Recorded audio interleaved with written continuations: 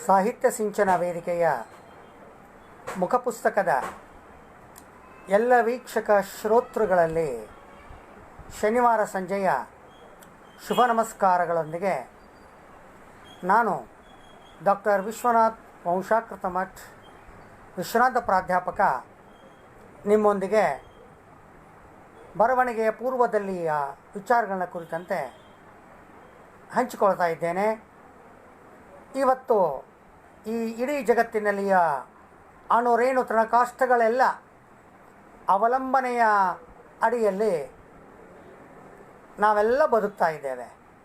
ಈ ಅವಲಂಬನೆಯ ಕಾರಣಕ್ಕಾಗಿ ಅಂತರ್ಜಾಲದ ಸಂಪರ್ಕ ಕೆಲವು ಅನಿಯತತೆಗಳ ಮೂಲಕ ಒಂದು 10 ನಿಮಿಷದ ವಿಳಂಬವಾಗಿದ್ದರಿಂದ ನಿಮ್ಮೊಂದಿಗೆ 10 ನಿಮಿಷದ ವಿಳಂಬದ ನಂತರ ನಾನು ನಿಮ್ಮೊಂದಿಗೆ ಮಾತಿಗೆ ಆರಂಭಿಸಿದ್ದೇನೆ. ಈ ವಿಳಂಬಕ್ಕಾಗಿ ತಮ್ಮೊಂದಿಗೆ ವಿಷಾದಿಸುತ್ತಾ ನಾನು ನನ್ನ ವಿಚಾರಗಳನ್ನು ಆರಂಭ ಮಾಡ್ತೇನೆ. ನಿಜಕ್ಕೂ ನನಗೆ ಶ್ರೀಮತಿ ಗೀತಾ ದಾನಶೆಟ್ಟಿಯವರ ಆಯೋಜನೆಯಲ್ಲಿ ಸಾಗ್ತಾ ಇರತಕ್ಕಂತಹ ಈ ಸಾಹಿತ್ಯ ಸಿಂಚನ ವೇದಿಕೆಯ ಉಪನ್ಯಾಸ ಮಾಲಿಕೆಗಳನ್ನು ಕಂಡಾಗ ನಾನು ಅಚ್ಚರಿಪಟ್ಟೆ. ಏಕೆಂದರೆ ನನ್ನ ಉಪನ್ಯಾಸ 70ನೇಯದು. 70 ಉಪನ್ಯಾಸ ಅಂದರೆ ಸರಿ ಸುಮಾರಾಗಿ 2 ವಾರಗಳಿಗೆ ಕಡಿಮೆ ಇರುವಂತೆ 1.5 ವರ್ಷ. 1.5 ವರ್ಷ ಅನ್ನುವಂಥದ್ದು ಸಣ್ಣ ಮಾತಲ್ಲ. ಅಪರಿಮಿತವಾಗಿರತಕ್ಕಂತಹ ಶ್ರದ್ಧೆ, ಶ್ರಮ, ಪ್ರಯತ್ನ, ಸತತವಾಗಿರತಕ್ಕಂತಹ ಒಂದು ನಿಷ್ಠೆ ಮತ್ತು ಬದ್ಧತೆಯಿಂದಾಗಿ ಮಾತ್ರ ಇಂತಹ ಕಾರ್ಯಕ್ರಮಗಳನ್ನ ಪ್ರತಿ ವಾರ ಅನಾವರಣಗೊಳಿಸಲಿಕ್ಕೆ ಸಾಧ್ಯ. ಒಬ್ಬ ಸಾಹಿತ್ಯಾಸಕ್ತರಾಗಿ, ಜೊತೆಗೆ ಗೃಹಿಣಿಯಾಗಿ, ಜೊತೆಗೆ ಇಂತಹ ಅಂತರ್ಜಾಲ ತಾಣದಲ್ಲಿ ಆಸಕ್ತಿಯನ್ನಿಟ್ಟುಕೊಂಡು ಜಿಲ್ಲೆಯ ಸಾಹಿತ್ಯಿಕ, ಸಾಂಸ್ಕೃತಿಕ, ಶೈಕ್ಷಣಿಕ ಚಟುವಟಿಕೆಗಳಲ್ಲಿ ತಮ್ಮನ್ನು ತೊಡಗಿಸಿಕೊಂಡಿರತಕ್ಕಂತಹ ಶ್ರೀಮತಿ ಗೀತಾ ದಾನಶೆಟ್ಟಿಯವರು ಬಾಗಲಕೋಟೆ ತಾಲೂಕಿನ ಅಖಿಲ ಭಾರತ ಶರಣ ಸಾಹಿತ್ಯ ಪರಿಷತ್ತು, ಬೆಳಗಾವಿಯ SLV ಅಭಿವೃದ್ಧಿ ಪ್ರತಿಷ್ಠಾನ ಹಾಗೂ ಸಾಹಿತ್ಯ ಸಿಂಚನ ವೇದಿಕೆ ಬಾಗಲಕೋಟೆ, ಈ 3 ಸಂಘಟನೆಗಳ ಸಂಯೋಜನೆಯಲ್ಲಿ ಪ್ರಧಾನವಾಗಿ ಸಾಹಿತ್ಯ ಸಿಂಚನ ವೇದಿಕೆಯ ಮೂಲಕ ಕಳೆದ 1.5 ವರ್ಷಗಳಿಂದ ವೈವಿಧ್ಯಪೂರ್ಣವಾಗಿರತಕ್ಕಂತಹ ಇಂತಹ ಉಪನ್ಯಾಸ ಮಾಲಿಕೆಗಳನ್ನು ಆಯೋಜಿಸ್ತಾ ಇರತಕ್ಕಂಥದ್ದು ನಿಜಕ್ಕೂ ಅದ್ಭುತ ಮತ್ತು ಸಂತಸಕರ ಹಾಗೂ ಆಲೋಚನಾಪರವಾಗಿರತಕ್ಕಂತಹ ವಿಚಾರಗಳು. ನನ್ನನ್ನು ಕಳೆದ ಬಹುದಿನಗಳಿಂದ ಉಪನ್ಯಾಸಕ್ಕಾಗಿ ಅವರು ಕೇಳ್ತಾನೇ ಇದ್ದರು.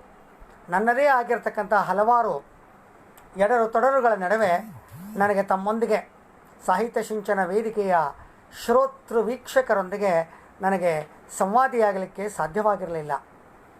ಈ ವಾರ ಅಂಥದ್ದೇ ಹಲವಾರು ಎಡರು ತೊಡರುಗಳನ್ನು, ಅವುಗಳ ನಡುವೆ ಸಮಯವನ್ನು ನಾನು ಹೇಗೋ ಹೊಂದಿಸಿಕೊಂಡು ನನಗೆ ಗೊತ್ತಿರತಕ್ಕಂತಹ, ನನ್ನ ಅನುಭವಗಳಿಗೆ ದಕ್ಕಿರತಕ್ಕಂತಹ, ನನ್ನ ವಿಚಾರಗಳ ಮೂಲಕ ಫ್ಲುರಿತಗೊಂಡಿರತಕ್ಕಂತಹ ಅಂಶಗಳನ್ನು ತಮ್ಮೊಂದಿಗೆ ಮಾತಾಡ್ತಾ ಇದ್ದೇನೆ.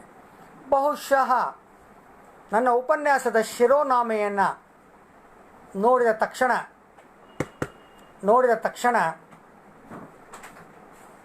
ನಿಮಗೆಲ್ಲ ಅಚ್ಚರಿಯಾಗಿರಬಹುದು. ಬರವಣಿಗೆಯ ಪೂರ್ವದಲ್ಲಿ ಅನ್ನುವಂತಹ ಶಿರೋನಾಮೆಯನ್ನು ನೋಡಿದಾಗ ಬಹಳ ಜನ ಏನಿದು ಬರವಣಿಗೆ ಪೂರ್ವದಲ್ಲಿ ಅಂತ ಅಂದುಕೊಳ್ಳುವುದು ಸಾಮಾನ್ಯ. ಆದರೆ ಸಾಹಿತ್ಯ ಸಿಂಚನ ವೇದಿಕೆಯ ಮೂಲಕ ಉಪನ್ಯಾಸ ಅಂದಾಗ ಬಹಳ ಸಹಜವಾಗಿ ಬರವಣಿಗೆ ಅಂದಾಗ ಸಾಹಿತ್ಯಿಕ ಬರವಣಿಗೆ ಅನ್ನುವಂಥ ಕಲ್ಪನೆ ಎಲ್ಲರಲ್ಲೂ ಮೂಡುವುದು ಬಹಳ ಸಹಜ. ಹಾಗಾದರೆ ಬರವಣಿಗೆ ಎಂದರೇನು ಅನ್ನುವಂಥ ಪ್ರಶ್ನೆ ಮೂಲಭೂತವಾಗಿ ನಾವು ಎತ್ತುತ್ತೇವೆ. ಸಾಮಾನ್ಯವಾಗಿ ನಮಗೆಲ್ಲ ಗೊತ್ತಿದೆ, ಅಕ್ಷರ ಕಲಿತವರೆಲ್ಲ ಹೇಳ್ತೇವೆ ಬರವಣಿಗೆ ಅಂದರೆ ಅಕ್ಷರಗಳನ್ನು ಬರೆಯೋದು.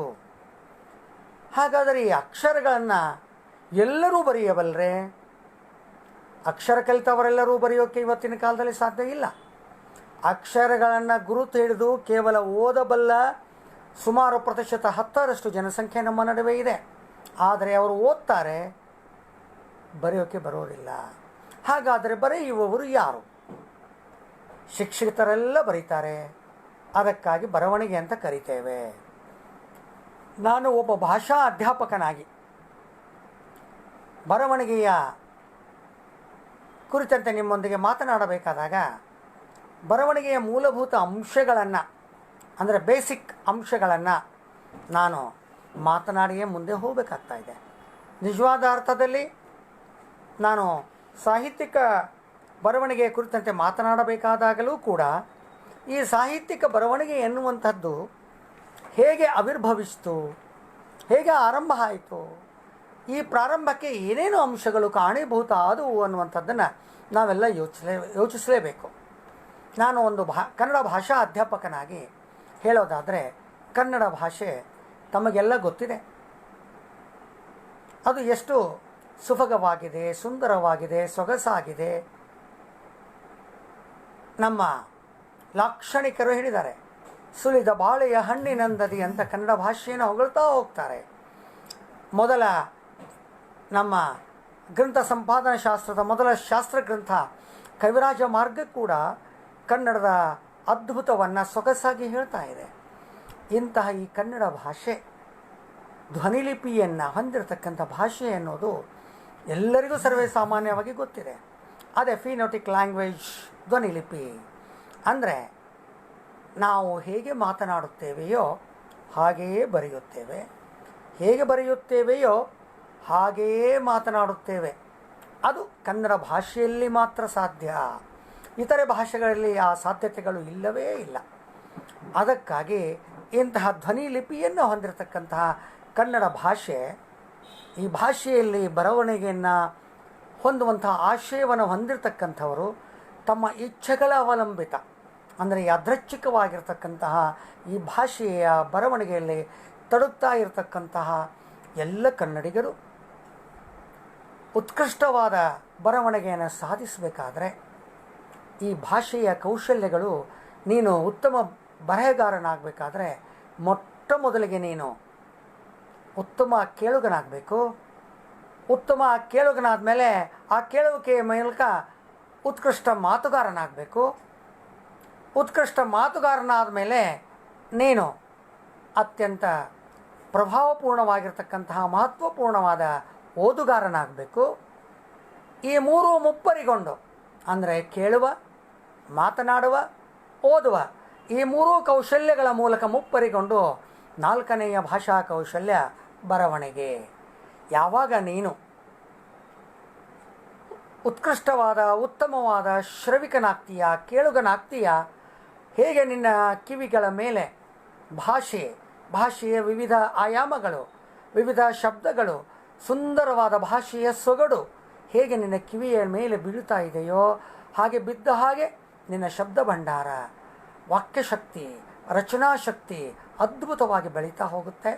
ಹಾಗೆ ಬೆಳೀತಾ ಹೋದ ಹಾಗೆ ಆ ಎಲ್ಲ ಕೇಳುವ ಕಾರಣದಿಂದಾಗಿ ನೀನು ಉತ್ತಮ ಮಾತುಗಾರನಾಗ್ತೀಯ, ಉತ್ಕೃಷ್ಟವಾಗಿರ್ತಕ್ಕಂಥ ವಾಗ್ಮಿ ಆಗ್ತೀಯ.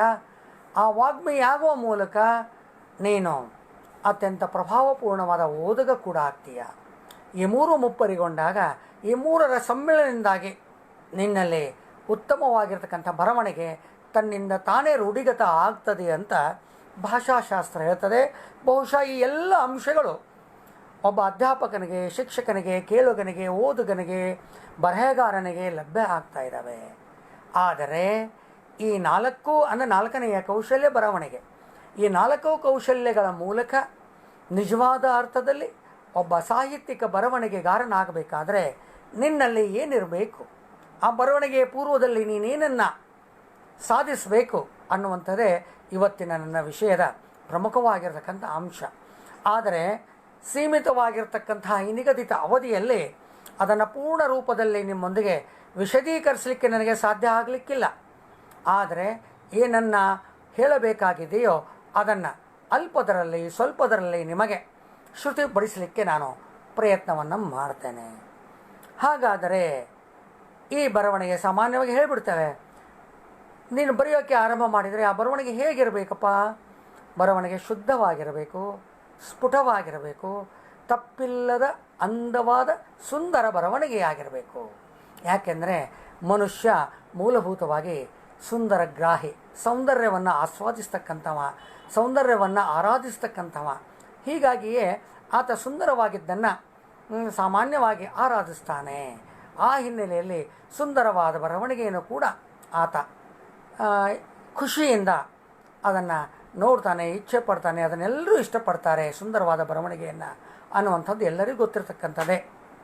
ಯಾಕೆಂದರೆ ಮನುಷ್ಯನಲ್ಲಿ ಮೂಲಭೂತವಾಗಿರ್ತಕ್ಕಂಥದ್ದೇ ಸೌಂದರ್ಯ ಪ್ರಜ್ಞೆ.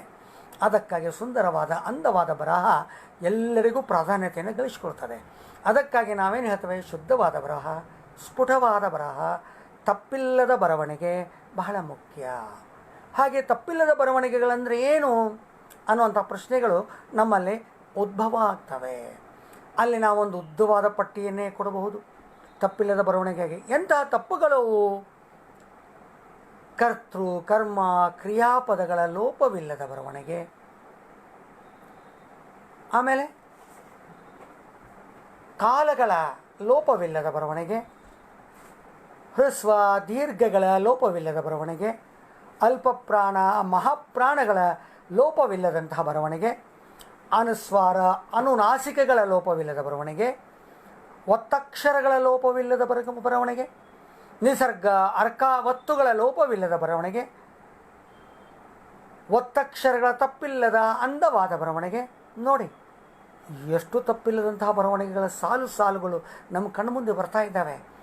ಒಬ್ಬ ಲೇಖಕನಾಗ ಬಯಸುವವ, ಒಬ್ಬ ಬರಹಗಾರನಾಗ ಬಯಸುವವ ಮೊಟ್ಟ ಮೊದಲು ತನ್ನ ಬರಹದಲ್ಲಿ ಇಂತಹ ತಪ್ಪುಗಳಾಗದೇ ಇರುವಂತಹ ಸರಳ, ನಿರರ್ಗಳ, ಶುದ್ಧ, ಅಂದವಾದ, ಸುಂದರವಾದ ಬರಹವನ್ನು ಬರೆಯೋಕ್ಕೆ ಪ್ರಯತ್ನವನ್ನು ಮಾಡಬೇಕು.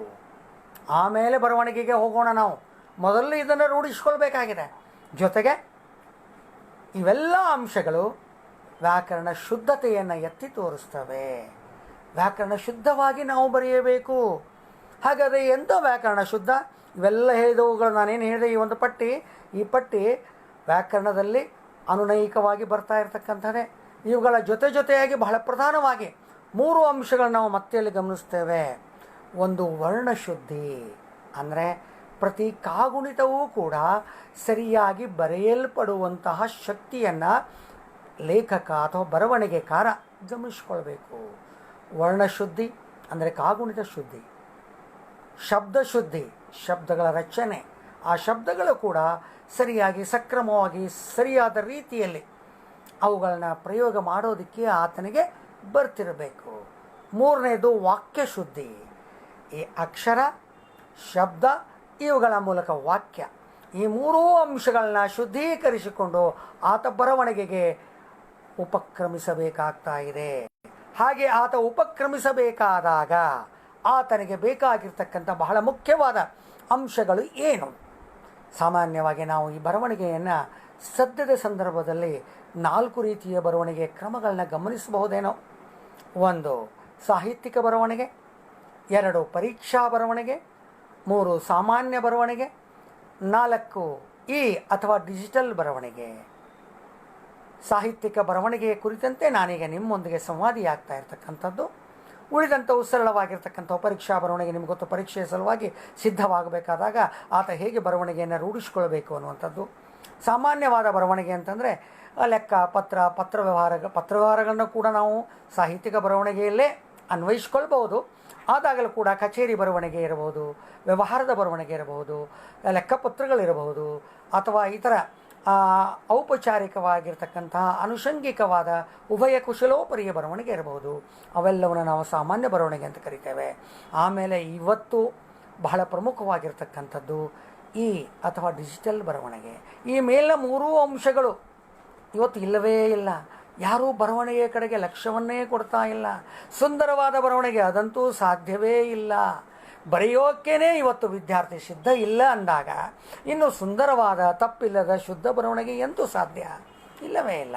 ಇವತ್ತು ಎಲ್ಲರೂ ಲ್ಯಾಪ್ಟಾಪ್ಗಳ ಮೂಲಕ, ಮೊಬೈಲ್ಗಳಲ್ಲಿ ಬರ್ತಾ ಇರತಕ್ಕಂಥ ಕೀಬೋರ್ಡುಗಳ ಮೂಲಕ ಅಥವಾ ಮೊಬೈಲ್ಗಳಲ್ಲಿ ಅಡಕವಾಗಿರತಕ್ಕಂತಹ ಧ್ವನಿ ಆ್ಯಪ್ಗಳ ಮೂಲಕ ತನ್ನಿಂದ ತಾನೇ ವಾಯ್ಸ್ ಆ್ಯಪ್ ಮೂಲಕ ನಾವು ಮಾತನಾಡಿದ್ದು ತನ್ನಿಂದ ತಾನೇ ಟಂಕಿಸುತ್ತಾ ಹೋಗ್ತಾ ಇದೆ.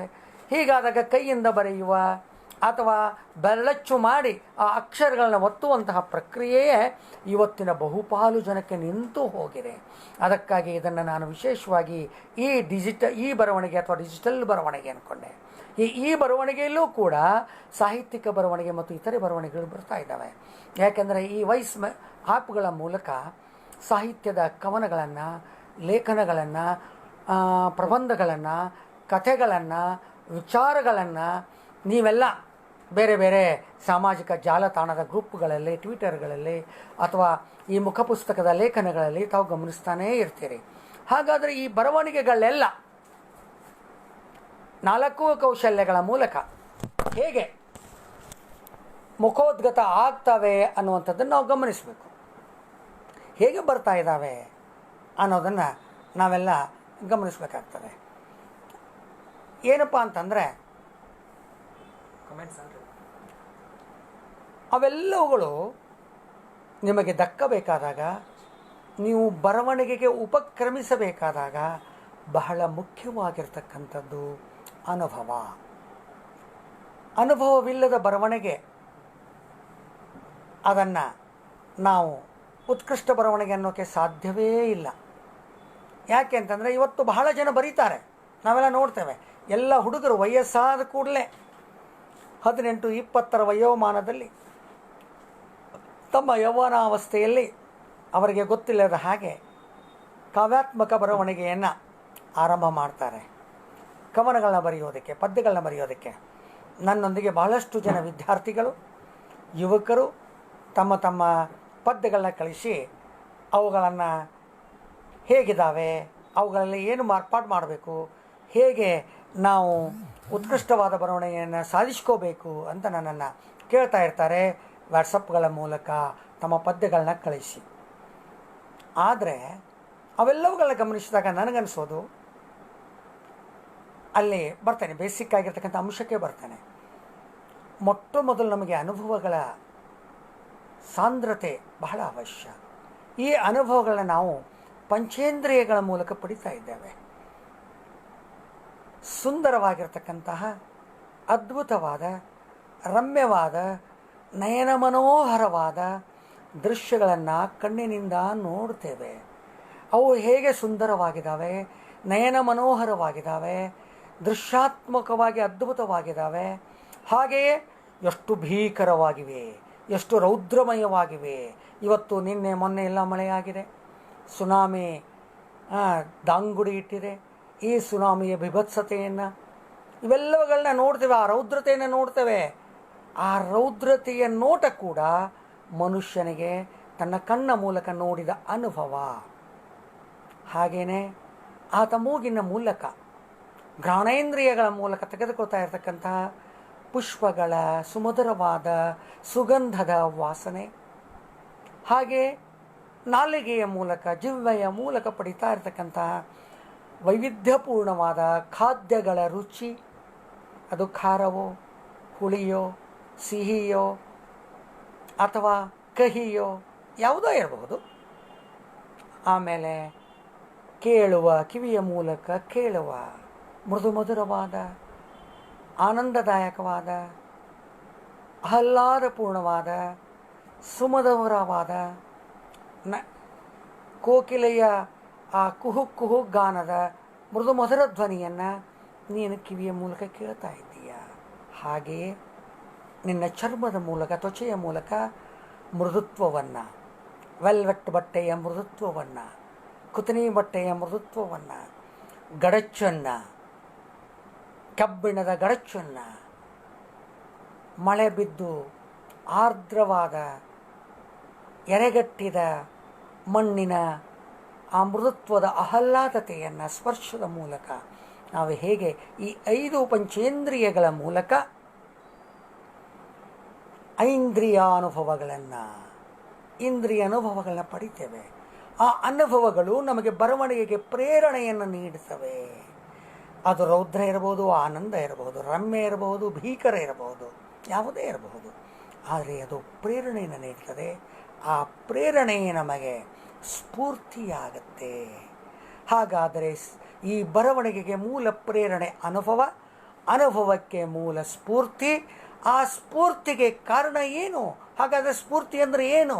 ಅದು ದೈವದತ್ತವಾದ ಕೊಡುಗೆಯೇ ಅನ್ನುವಂಥ ಒಂದು ಪ್ರಶ್ನೆ ಬರ್ತದೆ. ಅಲ್ಲ, ಅದು ದೈವದತ್ತವಾದ ಕೊಡುಗೆ ಅಂತ ನಾವು ಅಂದ್ಕೊಂಡ್ರೆ ಅದು ಮೂಲ ಜೀವದ್ರವ್ಯ. ಈ ಅನುಭವಗಳ ಮೂಲಕ ಮನಸ್ಸಿನಲ್ಲಿ ಮತಿಸಿ ಹುಟ್ಟುವ ಒಂದು ಒತ್ತಡ, ಆ ಒತ್ತಡವೇ ಸ್ಫೂರ್ತಿ. ಆ ಸ್ಫೂರ್ತಿಯೇ ಆ ಮನುಷ್ಯನ ಮನಸ್ಸಿನ ಮೂಲಕ ಒಡಮೂಡಿ ಭಾವಗಳ ಮೂಲಕ ಹೊರಬರ್ತಾ ಇದೆ. ಹಾಗಾದರೆ ಮನುಷ್ಯನ ಮನಸ್ಸಿನಲ್ಲಿ ಆ ಸ್ಫೂರ್ತಿ ಅನುಭವಗಳ ಮೂಲಕ ಮೂಡುತ್ತೆ ಅಂದರೆ ಹೇಗೆ? ನಾವು ಒಂದು ಸುಂದರವಾದ ಉದಾಹರಣೆಯನ್ನು ಕೊಟ್ಟೆ. ಹೇಗೆ ಅನ್ನುವಂಥ ಕಲ್ಪನೆಯನ್ನು ನಾವು ಇಟ್ಟುಕೊಂಡ್ರೆ ಅಲ್ಲಿ ಹೇಳ್ತೇವೆ, ನಾವು ಆ ಮನಸ್ಸಿನಲ್ಲಿಯೂ ಕೂಡ ನಾವು ಎರಡು ಭಾವಗಳನ್ನ ವ್ಯಕ್ತ ಮಾಡ್ತೇವೆ. ಒಂದು ಬಾಹ್ಯ ಮನಸ್ಸು, ಒಂದು ಅಂತರ್ ಮನಸ್ಸು. ಅಂದರೆ ಒಂದು ಬಾಹ್ಯ ಭಾವ, ಎರಡು ಅಂತರ್ಭಾವ. ಬಾಹ್ಯ ಭಾವ ನಾವು ಸುಮ್ಮನೆ ನೋಡ್ತೇವೆ ಎಲ್ಲವನ್ನು. ಅಂತರ್ಭಾವ ನೋಡಿದುದನ್ನು ಗ್ರಹಿಸಿ ಮತಿಸಿ ಅದನ್ನು ಸಂಪೂರ್ಣವಾಗಿ ಅನುನಯಿಸಿಕೊಂಡು ಒಳಗಿರುವ ಮನಸ್ಸಿನಲ್ಲಿ ಹುದುಗಿರ್ತಾ ಇದೆ. ಅದು ಹೇಗೆ ಅಂತ ನೀವು ಪ್ರಶ್ನೆ ಮಾಡಬಹುದು. ಬಹಳ ಸರಳ. ನೀವು ಈಗ 6 ಗಂಟೆ ನನ್ನ ಭಾಷಣ ಇತ್ತು, ಈ ಉಪನ್ಯಾಸ. ಈ 6 ಗಂಟೆಗೆ ಉಪನ್ಯಾಸ ಆರಂಭ ಆಗುತ್ತೆ ಅಂದ್ಕೊಂಡು ನೀವು ಅದನ್ನು ಕೇಳುವಂತಹ ಉಮೇದಿಯಲ್ಲಿ ಇರ್ತಾ ಇದ್ದೀರಾ. ಅಷ್ಟರಲ್ಲಿ ಯಾರೋ ಒಬ್ಬ ಸ್ನೇಹಿತ ನಿಮ್ಮೊಂದಿಗೆ ಮಾತಾಡಿಸ್ತಾನೆ, ಅಥವಾ ಯಾವುದೋ ಒಂದು ಫೋನ್ ಬರ್ತದೆ, ಅಥವಾ ಯಾವುದೋ ಒಂದು ಪುಸ್ತಕ ಓದ್ತಾ ಇರ್ತೀರ.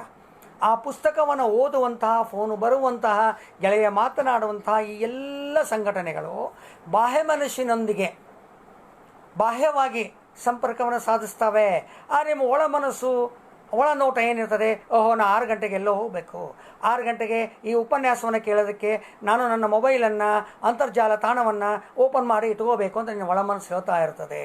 ಅದಕ್ಕೆ ನೀವು ಪದೇ ಪದೇ ಗಂಟೆ ವೇಳೆ ನೋಡ್ತಾ ಇರ್ತೀಯ, ಪದೇ ಪದೇ ಪುಸ್ತಕವನ್ನು ತೆಗೆದಿಟ್ಟು ಆ ವೇಳೆ ಆಯಿತು 6 ಗಂಟೆ ಅಂತ ನೋಡ್ತಾ ಇರ್ತೀಯ. ಇದು ಒಳ ಮನಸ್ಸು. ಹಾಗೆಯೇ ಬಹಳಷ್ಟು ಸಲ ಹೊರ ಮನಸ್ಸನ್ನು ದಾಟಿಕೊಂಡು ಒಳ ಮನಸ್ಸಿನ ಹೂಗುಡುವಿಕೆಗೆ ನಾವು ಯಾವತ್ತೂ ಸ್ಪಂದಿಸ್ತಾ ಇರ್ತೇವೆ.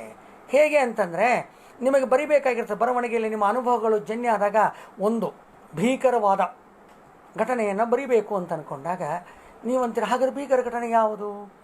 ಆಗ ಒಳ ಮನಸ್ಸಿಗೆ ನೀವು ಆ ಹೊರ ಮನಸ್ಸಿನ ಮೂಲಕ ಹೇಳ್ತೀರಿ, ಅಂಥ ಭೀಕರ ಘಟನೆಯನ್ನು ನಾನು ಯಾವುದಾದ್ರೂ ಗಮನಿಸಿದ್ದೀನಾ, ಓದಿದ್ದೀನಾ, ನೋಡಿದ್ದೀನಾ, ನನ್ನ ಕಲ್ಪನೆಗೆ ಬಂದಿದೆಯೇ ಎಲ್ಲಾದರೂ?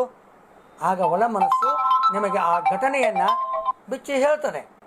ಆ ಘಟನೆಯನ್ನು ಬಿಚ್ಚಿ ಹೇಳಿದಾಗ, ಓ ಇಂಥದ್ದು ಒಂದು ಅಪಘಾತವನ್ನು ನಾನು ನೋಡಿದ್ದೆ, ಮಳೆಯ ಕಾರಣ ಆ ಇಡೀ ಮನೆ ಬಿದ್ದು ಅಲ್ಲಿಯ ರೌದ್ರತೆಯನ್ನು ನೋಡಿದ್ದೆ, ಎಲ್ಲೋ ಒಂದು ಅಪಘಾತವನ್ನು ಕಂಡಿದ್ದೆ. ಹೀಗೆ ಬೇರೆ ಬೇರೆ ಭಾವಗಳ ಒಳ ಮನಸ್ಸು ಗ್ರಹಿಸಿದ್ದನ್ನು ನಿಮಗೆ ನೆನಪು ಮಾಡಿಕೊಡುತ್ತೆ. ಆ ನೆನಪಿನ ಮೂಲಕ, ನಿಮ್ಮ ಬಾಹ್ಯ ಭಾವದ ಮೂಲಕ ನೀವು ಬರವಣಿಗೆಯಲ್ಲಿ ತೊಡಗ್ತೀರಾ. ಬಹುಶಃ ಇಂಥ ಸಂದರ್ಭದಲ್ಲಿ ಒಬ್ಬ ಕವಿ ಇಂತಹದೇ ಒಂದು ಸಂದರ್ಭವನ್ನು ಇನ್ನೂ ಹೇಗೆ ಮೃದು ಮಧುರವಾಗಿ ಮನೋಹರಪೂರ್ಣವಾಗಿ ಬರಿಬೋದು ಅಂತ ಹೇಳ್ತಾನೆ. ಏನು? ಬಹಳ ಸಂಕ್ಷಿಪ್ತವಾಗಿ ಒಂದು ಮಾತಿನಲ್ಲಿ ಹೇಳೋದಾದರೆ, ಅದೋ ಗಿಳಿ, ಗಲಾಟೆ ಮಾಡಬೇಡ, ನೀನು ಕೂಗಿದೆ, ಗಿಳಿಯು ಹಾರಿ ಹೋಯಿತು. ನೋಡಿ ಎಷ್ಟು ಅದ್ಭುತವಾಗಿದೆ. ಆತನ ಬರವಣಿಗೆಯಲ್ಲಿ ಒಳ ಮನಸ್ಸಿಗೆ ಏನೋ ಹೇಳಬೇಕನ್ನಿಸಿತ್ತು, ಅದು ಹೊರ ಮನಸ್ಸಿನ ಮೂಲಕ ಆತ ವ್ಯಕ್ತ ಮಾಡಿಬಿಟ್ಟ. ಅದೋ ಗಿಳಿ, ಗಲಾಟೆ ಮಾಡಬೇಡ. ಅವ ಹೇಳಬೇಕಾಗಿದೆ, ನೀನು ನೋಡು ಗಲಾಟೆ ಮಾಡಿದ್ರೆ ಆ ಗಿಳಿ ಹಾರಿ ಹೋಗ್ಬಿಡ್ತದಪ್ಪ, ಅದಕ್ಕೆ ಸುಮ್ಮನೆ ಇರೋ. ನೋಡಿದೆ ಹೇಗೆ ಕೊಕ್ಕನ್ನು ತಿವಿತದೆ, ಆ ಕೆಂಪು ಮಾಣಿಕದ ಮೂಗಿನವ ಮೈ ಪಚ್ಚ ರತ್ನದವ ಅಂತ ನನ್ನನ್ನೆಲ್ಲ ಪದ್ಯದಲ್ಲಿ ಮಧುರಚಂದ್ರ ಬರೆದರು. ಹಾಗೆ ಅದೋ ಗಿಳಿ, ಗಲಾಟೆ ಮಾಡಬೇಡ, ನೀನು ಕೂಗಿದೆ, ಆ ಗಿಳಿಯು ಹಾರಿ ಹೋಯಿತು. ಹೇಳ್ಬೇಕಂದ ಅದು ಹೆಂಗಾಯಿತು? ಹೀಗೆ ಅಂತರ್ಮನನ ಅಂತ ಕರಿತೀವಿ. ಹೊರ ಮನಸ್ಸು ಒಳ ಮನಸ್ಸುಗಳ ಸಮ್ಮಿಶ್ರಣದಲ್ಲಿ ಪಂಚೇಂದ್ರಿಯಗಳ ಮೂಲಕ ನೀನು ಗಮನಿಸಿರ್ತಕ್ಕಂಥ ಇಂದ್ರಿಯಾನುಭವಗಳಿಗೆ ದಕ್ಕಿರ್ತಕ್ಕಂತಹ ಅನುಭವಗಳನ್ನು ನೀನು ಬರವಣಿಗೆಯ ರೂಪದಲ್ಲಿ ಮೂಡಿಸ್ತೀಯ. ಅದೇ ಸ್ಫೂರ್ತಿಯಿಂದ ಉಕ್ಕುವಂತಹ ಬರವಣಿಗೆಯ ರೂಪ. ಅದಕ್ಕಾಗಿಯೇ ನಾವು ಬರವಣಿಗೆಯನ್ನು ಒಂದು ಕಲೆ ಅಂತ ಕರಿತೇವೆ, ಲೇಖನವನ್ನು ಒಂದು ಕಲೆ, ಲೇಖನ ಕಲೆ ಅಂತ ಕರಿತೇವೆ, ಬರವಣಿಗೆಯ ಕಲೆ ಅಂತ ಕರಿತೇವೆ. ಅದಕ್ಕಾಗಿ ಈ ಕಲೆ ನಮಗೆ ಮೂರ್ತ ರೂಪದಲ್ಲಿ ಕಾಣಬರ್ತದೆ. ಅಕ್ಷರಗಳೆಲ್ಲ ಬರೆದಿರ್ತೀರ, ಅದು ಮೂರ್ತ ರೂಪದಲ್ಲಿ ಕಾಣಬರ್ತದೆ. ಆದರೆ ನಿಮ್ಮ ಮನಸ್ಸಿನಲ್ಲಿ ಒಳಗೆ ಹುದುಗಿರ್ತಕ್ಕಂಥ ಎಲ್ಲ ಭಾವಗಳು, ಅನುಭವಗಳು, ಆಮೇಲೆ ಅನುಭವಗಳ ಮೂಲಕ ನಿಮ್ಮಲ್ಲಿ ಉಂಟಾಗಿರ್ತಕ್ಕಂಥ ಎಲ್ಲ ಸಂಕ್ಷೋಭೆಗಳು, ಅನುನಯನಗಳು, ಆನಂದಗಳು ಅವೆಲ್ಲವೂ ಅಮೂರ್ತವಾಗಿರ್ತವೆ. ಆ ಅಮೂರ್ತವಾಗಿ ನೀನು ಪಡೆದುಕೊಂಡಿರತಕ್ಕಂತಹ ಅನುಭವಗಳ ಮೂಲಕ, ಪಂಚೇಂದ್ರಿಯ ಅನುಭವಗಳ ಮೂಲಕ, ಇಂದ್ರಿಯ ಅನುಭವಗಳಿಗೆ ದಕ್ಕಿದ ಎಲ್ಲ ಅಂಶಗಳನ್ನು ನೀನು ಆ ಸ್ಫೂರ್ತಿ ಎನ್ನುವಂತಹ ಒಂದು ಕಲಾತ್ಮಕ ರೂಪದ ಮೂಲಕ ಅಕ್ಷರಗಳಲ್ಲಿ ಹಿಡಿದಿರ್ತೀಯ. ಅದೇ ಬರವಣಿಗೆ. ಹಾಗಾದರೆ ಇಲ್ಲಿ ನಮಗೆ ಬರವಣಿಗೆಗೆ ಅನುಭವ ಬೇಕು ಅಂದಂಗಾಯಿತು. ಆ ಅನುಭವಕ್ಕೆ ಪರಿಣಿತಿ, ಆ ಪರಿಣಿತಿಯ ಮೂಲಕ ಅನುಭವ ನಿಮ್ಮಲ್ಲಿ ಪಕ್ವವಾಗ್ತದೆ. ಅದಕ್ಕಾಗಿ ನಾವು ಬಹಳ ಸಲ ಹೇಳ್ತಿರ್ತೇವೆ ಲೇಖಕನಿಗೆ, ನೀನು ಸುತ್ತಮುತ್ತಲಿನ ಪ್ರಪಂಚವನ್ನು ತೆರೆದ ಕಣ್ಣಿನಿಂದ ನೋಡಬೇಕು. ಸುಮ್ಮನೆ ನೋಡೋದಲ್ಲ, ತೆರೆದ ಕಣ್ಣಿನಿಂದ ನೋಡಬೇಕು. ಪ್ರತಿಯೊಂದು ಸೂಕ್ಷ್ಮಾತಿ ಸೂಕ್ಷ್ಮ ಅಂಶಗಳನ್ನು ಗಮನವಿಟ್ಟು ಏನು ನಡೀತಾ ಇದೆ, ಎಲ್ಲೋ ದಾರಿಯಲ್ಲಿ ಹೋಗ್ತಾ ಇರ್ತೀರ, ಯಾವುದೋ ಜಗಳ ಆಗ್ತಾ ಇರ್ತದೆ, ಸುಮ್ಮನೆ ಹೋಗೋದಲ್ಲ, ಜಗಳ ಯಾಕೆ ಆಗ್ತಾ ಇದೆ, ಯಾವ ಉದ್ದೇಶಕ್ಕಾಗಿ ಅಲ್ಲಿ ಜಗಳ ಆಗ್ತಾ ಇದೆ. ಮೊನ್ನೆ ನೀವೆಲ್ಲ ನೋಡಿರಬೇಕು, ಸಾಮಾಜಿಕ ಜಾಲತಾಣದಲ್ಲಿ ನಮ್ಮ ವಿದ್ಯಾರ್ಥಿನಿಯರು ಬೆಂಗಳೂರಿನಲ್ಲೇ ರಸ್ತೆಯಲ್ಲೇ ಜಡೆಯನ್ನು ಹಿಡಿದುಕೊಂಡು ಪಟ ಪಟ ಬಡಿದಾಟವನ್ನು ಆರಂಭ ಮಾಡಿದರು. ಆ ಬಡಿದಾಟ ಜಗಳ ಯಾಕಾಯಿತು? ಯಾವುದೋ ಅದು ಒಂದು ಕಾರಣ ಇರ್ತಾ ಇದೆಯಲ್ಲ, ಆ ಕಾರಣ ನಿಮಗೆ ಗೊತ್ತಾದಾಗ ನಾಳೆ ನೀವು ಯಾವುದೋ ಒಂದು ಸಂದರ್ಭದಲ್ಲಿ ಬರಿಬೇಕು ಅಂದಾಗ ಆ ಬರವಣಿಗೆಗೆ ಅದು ನಿಮಗೆ ಒಂದು ಸ್ಪಷ್ಟ ರೂಪವನ್ನು ಕೊಡೋದಕ್ಕೆ ಸಾಧ್ಯ ಆಗ್ತಾ ಇದೆ. ಹಾಗೆ ಹೋಗ್ತಾ ಇದ್ದೀರಾ, ಯಾವುದೋ ಒಂದು ಅಪಘಾತ ಆಯಿತು, ಯಾಕೆ ಅಪಘಾತ ಆಯಿತು, ಏನಾಯಿತು, ಯಾವನೋ ಭಿಕ್ಷುಕ ಏನೋ ಹೇಳ್ತಾ ಇದ್ದಾನೆ, ಒಬ್ಬ ಆಟಗಾರ ಏನೋ ಆಟ ಆಡ್ತಾ ಇದ್ದಾನೆ, ಅವೆಲ್ಲವುಗಳನ್ನ ಗಮನಿಸಬೇಕು, ಸೂಕ್ಷ್ಮವಾಗಿ ಗಮನಿಸಬೇಕು, ತೆರೆದ ಕಣ್ಣಿನಿಂದ ನೋಡಬೇಕು. ಆಗ ನಮಗೆ ಸುತ್ತಲಿನ ಪ್ರಪಂಚದ ಸ್ಪಷ್ಟ ಅರಿವು ಮೂಡಿ ಆಗ ಲೇಖಕನಾಗುವವನಿಗೆ ಆ ಅನುಭವಗಳು ಬುತ್ತಿ ರೊಟ್ಟಿಗಳಾಗ್ತವೆ. ನಾವು ರೊಟ್ಟಿ ಬುತ್ತಿ ಕಟ್ಕೊಂಡು ಹೋಗ್ತೀವಲ್ಲ, ಊಟಕ್ಕಂತ ಬಾಕ್ಸ್ ಕಟ್ಕೊಂಡು ಹೋಗ್ತೀವಿ, ಬುತ್ತಿ, ಅದು ರೊಟ್ಟಿ ಬುತ್ತಿ ಆಗ್ತದೆ. ಆ ಬುತ್ತಿ ರೊಟ್ಟಿಯೇ ಮುಂದೆ ನಿನ್ನ ಅನುಭವ ದ್ರವ್ಯದ ಮೂಲಕ, ಸ್ಫೂರ್ತಿಯ ಸೆಲೆಯ ಮೂಲಕ, ಆ ಕಲಾತ್ಮಕವಾಗಿರತಕ್ಕಂಥ ಬರವಣಿಗೆಯ ಮೂಲಕ ಅದ್ಭುತವಾದ ಲೇಖನ, ಕಾವ್ಯ, ಕಥೆ, ನಾಟಕ, ಕಾದಂಬರಿ, ಪ್ರಬಂಧ ಏನಾಗುತ್ತೋ ಗೊತ್ತಿಲ್ಲ, ಯಾವುದೋ ಒಂದು ಬರವಣಿಗೆ ರೆಡಿ ಆಗ್ತದೆ. ಹಾಗಾದರೆ ಲೇಖಕನಾಗ ಬಯಸುವವ ಮೊಟ್ಟ ಮೊದಲು ತಾನು ಎಂತಹ ಬರವಣಿಗೆಯನ್ನು ಬರೆಯಬೇಕು ಅಂತ ಮೊದಲು ಯೋಚಿಸಬೇಕು. ಆತನಲ್ಲಿ ಒಂದು ಅನುಭವ ಗಟ್ಟಿಯಾಗಿ ಪರಿಪಾಕಗೊಂಡಿದೆ, ಒಳ ತುಡಿತ ಆತನಿಗೆ ಬರೀಬೇಕು ಅನ್ನಿಸ್ತಾ ಇದೆ, ಆ ಸ್ಫೂರ್ತಿ ಉಕ್ಕಿ ಬರ್ತಾ ಇದೆ. ನಾವು ಹೇಳ್ತೀವಿ ಸ್ಫೂರ್ತಿ ಬಂದ್ಬಿಡ್ತಪ್ಪ, ಬರೆದು ಬಿಟ್ಟೆ. ಸ್ಫೂರ್ತಿ ಹಾಗೆ ಸುಮ್ಮನೆ ಬರೋದಿಲ್ಲ ಸ್ವಾಮಿ, ಒಳ ಮನುಷ್ಯನ ತುಡಿತದಿಂದ ಅದು ಹೊರಹೊಮ್ಮಿ ಬರ್ತದೆ. ಅನುಭವಗಳ ಗಟ್ಟಿಯಾದಾಗ ಅದು ಮಿಡುಕೊಳ್ಳದೆ ಹೇಗೆ ಕಣ್ಣೀರು, ಆ ದುಃಖ ಆನಂದಗಳು ಬಂದಾಗ ಧಾರಾಕಾರವಾಗಿ ಹೊರಗೆ ಬರ್ತಾವೋ, ಹಾಗೆ ಬರವಣಿಗೆಯ ತುಡಿತ ಕೂಡ ಒಳಗಿನಿಂದ ಉಕ್ಕಿ ಹೊರಗೆ ಬರ್ತಾ ಇದೆ.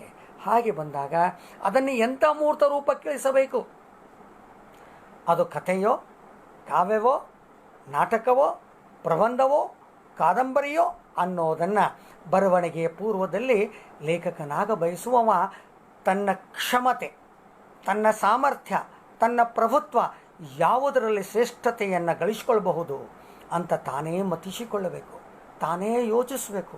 ಹೀಗಾಗಿ ನಿಮಗೆಲ್ಲ ಗೊತ್ತಿದೆ, ಎಲ್ಲರೂ ಎಲ್ಲ ಕ್ಷೇತ್ರಗಳಲ್ಲಿ ಪ್ರಾವೀಣ್ಯತೆಯನ್ನು, ಪ್ರಭುತ್ವವನ್ನು ಪಡೆದಿಲ್ಲ. ಇವತ್ತು ಎಸ್.ಎಲ್. ಭೈರಪ್ಪನವರು ಅದ್ಭುತ ಕಾದಂಬರಿಕಾರರು ಅಂತ ಹೆಸರು ಮಾಡಿದ್ದಾರೆ. ಸ್ವಲ್ಪ ವಿಮರ್ಶಕರು ಎಲ್ಲುವವರು ಕಾದಂಬರಿಗಳಲ್ಲಿ ಕಥೆ ಅಡಕಾಗಿರ್ತದೆ, ಆ ಪ್ರಶ್ನೆ ಬೇರೆ. ಆದರೆ ಸಣ್ಣ ಕಥೆಗಾರರು ಅಂತ ನಾವು ಅವ್ರನ್ನ ಕರೆಯೋದಿಲ್ಲ.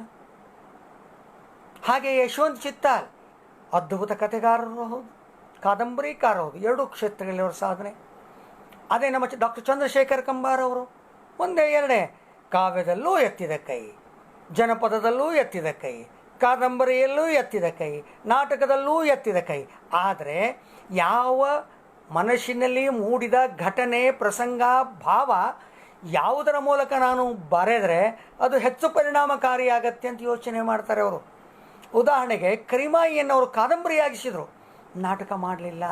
ಯಾಕೆಂದರೆ ಕರಿಮಾಯಿ ಗಾತ್ರದಲ್ಲಿ ಬಹುವಾಗಿದೆ, ಅದನ್ನು ನಾಟಕ ರೂಪಕ್ಕೆ ಇಳಿಸುವವ ಅದರಲ್ಲಿ ಬೇರೆ ಬೇರೆ ಅಂಶಗಳನ್ನು ಕಡಿದು ಹಾಕಿ ನಾಟಕಕ್ಕೆ ತರ್ತಾನೆ. ಇದನ್ನೇ ನಾವು ಕುವೆಂಪುರವರ ಮಲಯಗಳಲ್ಲಿ ಮದುಮಗಳು ಕಾದಂಬರಿ ಬಗ್ಗೆ ನೋಡಬಹುದು, ನಾಟಕ ರೂಪ ನೋಡಬಹುದು. ಬಸವಲಿಂಗಯ್ಯನವರು ಮಾಡಿದ್ದು, ಮನೆ ಮನೆ ಬೆಳವಡಿ ಮಾಡಿರ್ತಕ್ಕಂಥವ್ರು ಪರ್ವದ ಭೈರಪ್ಪನವರ ಪರ್ವ ಕಾದಂಬರಿಯ ಗಾತ್ರ ಏನು, 8 ತಾಸಿನ ನಾಟಕವೆಲ್ಲಿ. ಆ ಗಾತ್ರಗಳಿಗೆ ಅನುಗುಣವಾಗಿ ಆ ಬರವಣಿಗೆಕಾರ ತನ್ನ ಮನಸ್ಸಿನಲ್ಲೇ ತಾನು ನಿರ್ಧಾರ ಮಾಡ್ಕೋತಾನೆ, ಈ ಪ್ರಸಂಗ, ಈ ಘಟನೆ, ಅಥವಾ ನಾನು ಕಂಡುಕೊಂಡಿರತಕ್ಕಂತಹ ಇಂತಹ ಅಂಶಗಳನ್ನು ನಾನು ಯಾವುದನ್ನು ಬರೆದರೆ ಅದು ಸಮರ್ಥ ಆಗುತ್ತೆ, ಯಶಸ್ವಿ ಆಗುತ್ತೆ. ಉದಾಹರಣೆಗೆ ಜಿ ಕೆ ಮಾಸ್ತನ ಪ್ರಣಯ ಪ್ರಸಂಗ ಅನ್ನುವಂಥ ಒಂದು ಘಟನಾವಳಿಯನ್ನು ಕಂಬಾರರು ಬರೆದರು. ಅದು ಕಿರು ಕಾದಂಬರಿಯ ರೂಪದಲ್ಲಿ ಒಂದು ನೀಳ್ಗತೆಯಾಯಿತು. ಇವತ್ತು ಕಥೆಗಳಲ್ಲೂ ಬಂದಿದ್ದಾವೆ, ನಿಮಗೆಲ್ಲ ಗೊತ್ತು. ಕಾರ್ಡ್ ಕಥೆಗಳು, ನ್ಯಾನೋ ಕಥೆಗಳು, ಮಿನಿ ಕಥೆಗಳು, 4 ಸಾಲಿನ ಕಥೆಗಳು. ಅಂದರೆ ನಾನು ಹೇಳಬೇಕಾಗಿರ್ತಕ್ಕಂಥದ್ದನ್ನು ಎಷ್ಟು ಸಾಲುಗಳಲ್ಲಿ, ಎಷ್ಟು ಪದಗಳಲ್ಲಿ, ಎಷ್ಟು ಅದ್ಭುತವಾಗಿ ಹೇಳಬಲ್ಲೆ ಎನ್ನುವುದನ್ನು ಬರವಣಿಗೆ ಪೂರ್ವದಲ್ಲಿಯೇ ಲೇಖಕ ಯೋಚಿಸಿಕೊಳ್ಬೇಕಾಗ್ತಾ ಇದೆ. ಅದೆಲ್ಲವೂ ಆತನ ಅನುಭವದ ಮೇಲೆ. ಜೊತೆಗೆ ನಾನು ಇನ್ನೊಂದು, ಈ ನಡುವೆ ಅದು ಪಾಸಾನ ಆಯಿತು. ಈ ಬರವಣಿಗೆಗೆ ಮುಖ್ಯವಾಗಿ ಬೇಕಾಗಿರ್ತಕ್ಕಂಥದ್ದು ಈ ಎಲ್ಲ ಅಂಶಗಳೊಂದಿಗೆ ಸುತ್ತಲಿನ ಪ್ರಪಂಚವನ್ನು ಬಿಡುಗಣ್ಣ ಬಿಟ್ಟು ತೆರೆದ ಕಣ್ಣಿಂದ ನೋಡೋದ್ರೊಂದಿಗೆ ಯಥೇಚ್ಛವಾಗಿ ಲೇಖಕನಾಗುವ ಪೂರ್ವ ಓದಬೇಕು. ಎಂಥ ಓದು? ಎಲ್ಲ ರೀತಿಯ ಓದು. ಕತೆ, ಕಾವ್ಯ, ಕಾದಂಬರಿ, ವಿಮರ್ಶೆ, ಪತ್ರಿಕೆ, ಪೇಪರ್. ನಾನು ನನ್ನ ವಿದ್ಯಾರ್ಥಿಗಳು ಹೇಳ್ತಾ ಇದ್ದೆ, ನೀನು ಉತ್ತಮ ಶಿಕ್ಷಕ ಆಗಬೇಕು ಅಂತ ಅಂದ್ಕೊಂಡ್ರೆ ಮೊಟ್ಟ ಮೊದಲು ನೀವೆಲ್ಲಗಳನ್ನ ಓದೋದನ್ನು ಕಲಿಬೇಕಪ್ಪ. ಹಾಗೆ ಬರವಣಿಗೆಗಾರ ಆಗಬೇಕಾದ್ರೆ ಓದೋದ್ರ ಜೊತೆಗೆ ಕಸವನ್ನು ಕೂಡ ಓದಬೇಕು. ಸರ್, ಕಸ ಹೆಂಗೆ ಓದಕ್ಕೆ ಬರ್ತದ್ರಿ ಅನ್ಬೋದು. ಕಸದಲ್ಲಿ ಒಂದು ಪತ್ರಿಕೆ ಬಿದ್ದಿದೆ, ನಾನು ಹಾದಿಯಲ್ಲಿ ಹೋಗಬೇಕಾದಾಗ ಆ ಪತ್ರಿಕೆಯಲ್ಲಿ ಮೂಡಿರ್ತಕ್ಕಂಥ ಒಂದು ಅಂಶ ನನ್ನ ಗಮನ ಸೆಳೀತದೆ. ಕಸದಲ್ಲಿ ಬಿದ್ದ ಪತ್ರಿಕೆಯ ಒಂದು ಅಂಶ ನನ್ನ ಗಮನ ಸೆಳೀತದೆ. ನಾನು ಅದನ್ನು ಎತ್ತಿಕೊಂಡ್ರೆ ನನ್ನ ಮರ್ಯಾದೆ ಹೋಗುತ್ತೆ ಅನ್ನಬಾರ್ದು. ನಿನಗೆ ಬೇಕಾಗಿರ್ತಕ್ಕಂಥದ್ದು ಅನುಭವ, ಅದ್ರ ಜೊತೆಗೆ ಅದ್ಭುತವಾದ ಒಂದು ಘಟನೆ, ಅದು ಸ್ಥಿರೀಕರಣವಾಗಿ ನಿನ್ನ ಮನಸ್ಸಿನಲ್ಲಿ ಮೂಡಿದ ಅದನ್ನು ಎತ್ತುಕೊಂಡು ಓದಿ ಹೋಗೋದು ನಿನ್ನ ಅನುಭವ ಗಟ್ಟಿಗೊಳ್ಳೋದಕ್ಕೆ ಕಾರಣ ಆಗ್ತದೆ. ಅದಕ್ಕಾಗಿ ಬರವಣಿಗೆಕಾರನಿಗೆ ಪ್ರಮುಖವಾಗಿ ಪ್ರಪಂಚವನ್ನು ನೋಡೋದ್ರ ಜೊತೆಗೆ ಯಥೇಚ್ಛವಾದ ಓದು. ಅದು ಯಾವುದೇ ಓದು, ಎಲ್ಲ ಓದು. ಬಹುಶಃ ನಾವೆಲ್ಲ ಹಾಗೆ ಬೆಳೆದ್ವಿ. ಹಿಂದಕ್ಕೆಲ್ಲ ಯಾಕೆ ನಮಗೆಲ್ಲ ಓದಿನ ರುಚಿ ಹತ್ಕೊಂಡಿತ್ತು ಅಂತಂದರೆ, ನಮ್ಮ ಕಾಲದಲ್ಲಿ ನಮ್ಮ ವಯಸ್ಸಿನವರಲ್ಲಿ ಮನೆಯಲ್ಲಿ ಅಜ್ಜ ಅಜ್ಜಿ ಇರ್ತಾಯಿದ್ರು. ಆ ಅಜ್ಜ ಅಜ್ಜಿ ನಮಗೆಲ್ಲ ಕಥೆಗಳನ್ನ ಹೇಳ್ತಾಯಿದ್ರು, ವಚನಗಳನ್ನ ಹೇಳ್ತಾಯಿದ್ರು, ಶ್ಲೋಕಗಳನ್ನ ಹೇಳ್ತಾಯಿದ್ರು, ಪ್ರಾರ್ಥನೆಗಳನ್ನು ಹೇಳ್ತಾಯಿದ್ರು. ಅವೆಲ್ಲವನ್ನು ಕೇಳಿದಾಗ ನಮಗೆ ಪ್ರಾರ್ಥನೆಯ ಪದಗಳನ್ನ ಬಾಯ್ಪಾಟ್ ಮಾಡೋದಕ್ಕೆ, ಕಲಿಯೋದಕ್ಕೆ ಆಸಕ್ತಿ ಇರ್ತಿತ್ತು. ಕಥೆಗಳನ್ನ ಓದೋದಕ್ಕೆ ಆಸಕ್ತಿ ಇರ್ತಿತ್ತು. ಆಗ ನಾವು ಈ ಕಥೆಗಳು ಎಲ್ಲಿ ಸಿಗ್ತಾವೆ ಅಂತ ಹುಡುಕ್ತಿದ್ವಿ. ನಮ್ಮ ಆರಂಭ ಆಗಿರೋದೇ ಹಾಗೆ, ಸಾಹಿತ್ಯದ ಈ ಆಸಕ್ತಿ ಬೆಳೆದಿರೋದೇ ಹಾಗೆ. ಚಂದಮಾಮ, ಬಾಲಮಿತ್ರ, ನಾವು ಬಾಲಕರಿದ್ದಾಗ ಚಂದಮಾಮ, ಬಾಲಮಿತ್ರದಂತಹ ಬಾಲ ಸಾಹಿತ್ಯವನ್ನು ಓದುತ್ತಾ ಅದ್ಭುತವಾದ ಪೌರಾಣಿಕ ಕಥೆಗಳು, ಐತಿಹಾಸಿಕ ಕಥೆಗಳು, ಐಂದ್ರಜಾಲಿಕ ಕಥೆಗಳು, ಸಾಮಾನ್ಯ ಕಥೆಗಳು, ಸಾಮಾಜಿಕ ಕಥೆಗಳನ್ನ ಓದ್ತಾ ಬೆಳೆದ್ವಿ. ಆಗ ನಮ್ಮ ಅನುಭವ ವಿಸ್ತಾರಗೊಳ್ತು. ಅದು ಕೂಡ ಒಂದರ್ಥದಲ್ಲಿ ಓದಿನ ಅನುಭವ. ಆ ಅನುಭವ ವಿಸ್ತಾರಗೊಳ್ತು.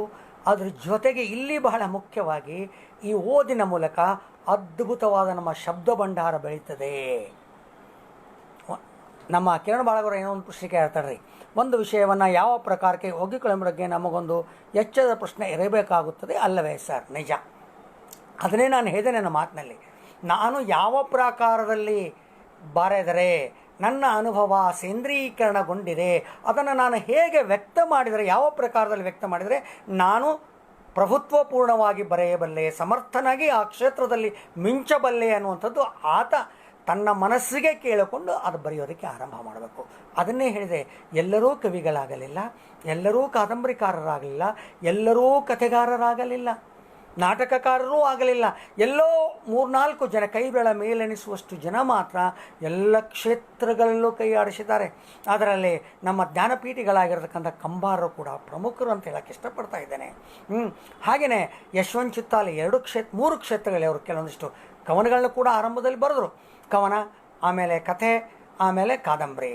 ನಮ್ಮ ಚಂದ್ರಶೇಖರ್ ಪಾಟೀಲರು ಆತ್ಮಕಥೆಯನ್ನು ಬರೆದರು, ನಾಟಕ ಬರೆದರು, ಪದ್ಯ ಬರೆದರು, ಪ್ರಹಸನ ಬರೆದರು, ವಿಮರ್ಶೆ ಬರೆದರು. ಹೀಗೆ 4-6 ಕ್ಷೇತ್ರಗಳಲ್ಲಿ ಅವರು, ಹೀಗೆ ಬಹಳಷ್ಟು ಜನ ಇದ್ದಾರೆ. ನಾವು ಹೇಳ್ತಾ ಹೋದರೆ ಬಹುಶಃ ನನ್ನ ವೇಳೆ ಸಾಲೋದಿಲ್ಲ, ಯಾರ್ಯಾರು ಏನೇನು ಮಾಡ್ತಾ ಹೋದರು ಅನ್ನೋ ಸಲುವಾಗಿ. ಅದಕ್ಕಾಗಿ ಮುಂದೆ ಹೇಳ್ತಾ ಇದ್ದೇನೆ. ಈಗ ಬರೆಯುವ ಪೂರ್ವದಲ್ಲಿ ನೀನು ಅನುಭವನ ತಗೋಬೇಕು, ಯಥೇಚ್ಛವಾಗಿ ಓದಬೇಕು. ಆ ಯಥೇಚ್ಛವಾಗಿ ಓದುವ ಮೂಲಕ, ಅನುಭವಗಳ ಮೂಲಕ ನಿನ್ನ ಶಬ್ದ ಭಂಡಾರವನ್ನು ಬೆಳೆಸ್ಕೋಬೇಕು.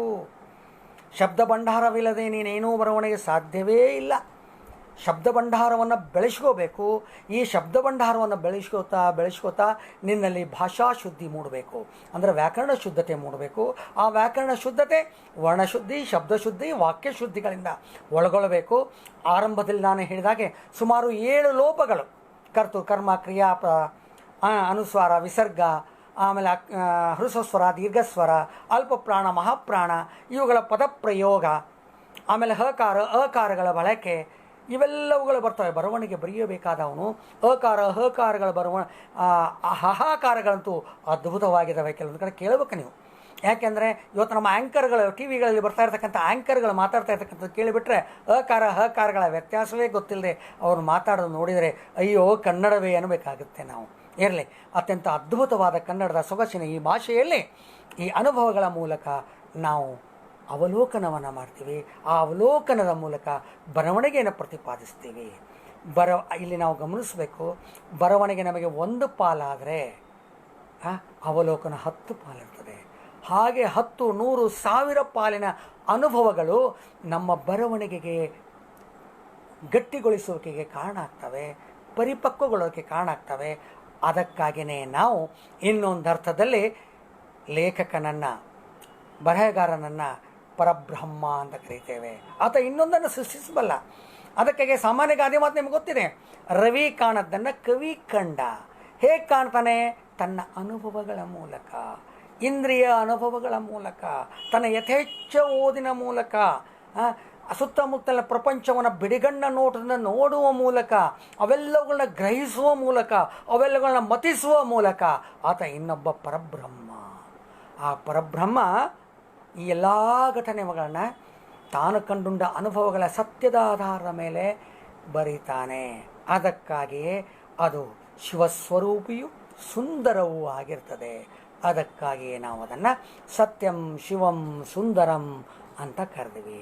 ಹಾಗಾದರೆ ಈ ಬಾಹ್ಯ ಮನಸ್ಸು ಒಳ ಮನಸ್ಸುಗಳಿಂದ ಒಡಮೂಡುವ ಈ ಭಾವಲಹರಿ ಬರವಣಿಗೆ ಇಲ್ಲಿ ಇನ್ನೊಂದು ಪ್ರಧಾನ ಪಾತ್ರ ವಹಿಸ್ತದೆ. ಅದು ಕಲ್ಪನೆ. ಕೇವಲ ನಾನು ಅನುಭವಗಳನ್ನ ಕಂಡೆ. ಆತ ಮಲಗಿದ್ದ, ಕನಸು ಬಿದ್ದಿತ್ತು, ಬಡಬಡಿಸಿಕೊಂಡು ಎದ್ದ, ಬಿಡುಗಣ್ಣ ಬಿಟ್ಟ, ನೀರು ಕುಡಿದ.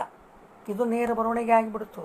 ಇಲ್ಲಿ ಕಲ್ಪನೆಯನ್ನು ಕೂಡಿಸಿದಾಗ, ನಿದ್ದೆ ಮಾಡುವ ಬಿದ್ದ ಕನಸಿನಿಂದ ಎದ್ದು ಕಣ್ಣು ಬಿಟ್ಟಾಗ ಆತನ ಮನಸ್ಸಿನಲ್ಲಿ, ಆ ಕನಸಿನಲ್ಲಿ ಏನೇನು ಉದ್ಭವ ಆಯಿತು ಅನ್ನುವಂಥದ್ದು ನಿನ್ನಲ್ಲಿಯ ಎಲ್ಲ ಜೀವನಾನುಭವಗಳ ಅನುಭವ ದ್ರವ್ಯಗಳ ಮೂಲಕ ಕಲ್ಪಕತೆಯನ್ನು, ಕುಸುರಿ ಕೆಲಸವನ್ನು, ಕಲ್ಪನೆಯನ್ನು ಒಡಮೂಡಿಸಿ ನೀನು ಬರೆದಾಗ ಅದೊಂದು ಅದ್ಭುತವಾದ ಬರಹ ಆಗುತ್ತೆ. ಬಹುಶಃ ಇಲ್ಲಿ ನಿಮಗೆ ಒಂದು ಎಕ್ಸಾಂಪಲ್ ಕೊಡೋಕ್ಕೆ ಇಷ್ಟಪಡ್ತೇನೆ, ಹೇಗಿರ್ಬೋದು ಇದು ಅಂತ. ಅದನ್ನು ಒಂದು ಹೋಟೆಲ್ಗೆ ಹೋಲಿಸ್ಬೋದೇನೋ.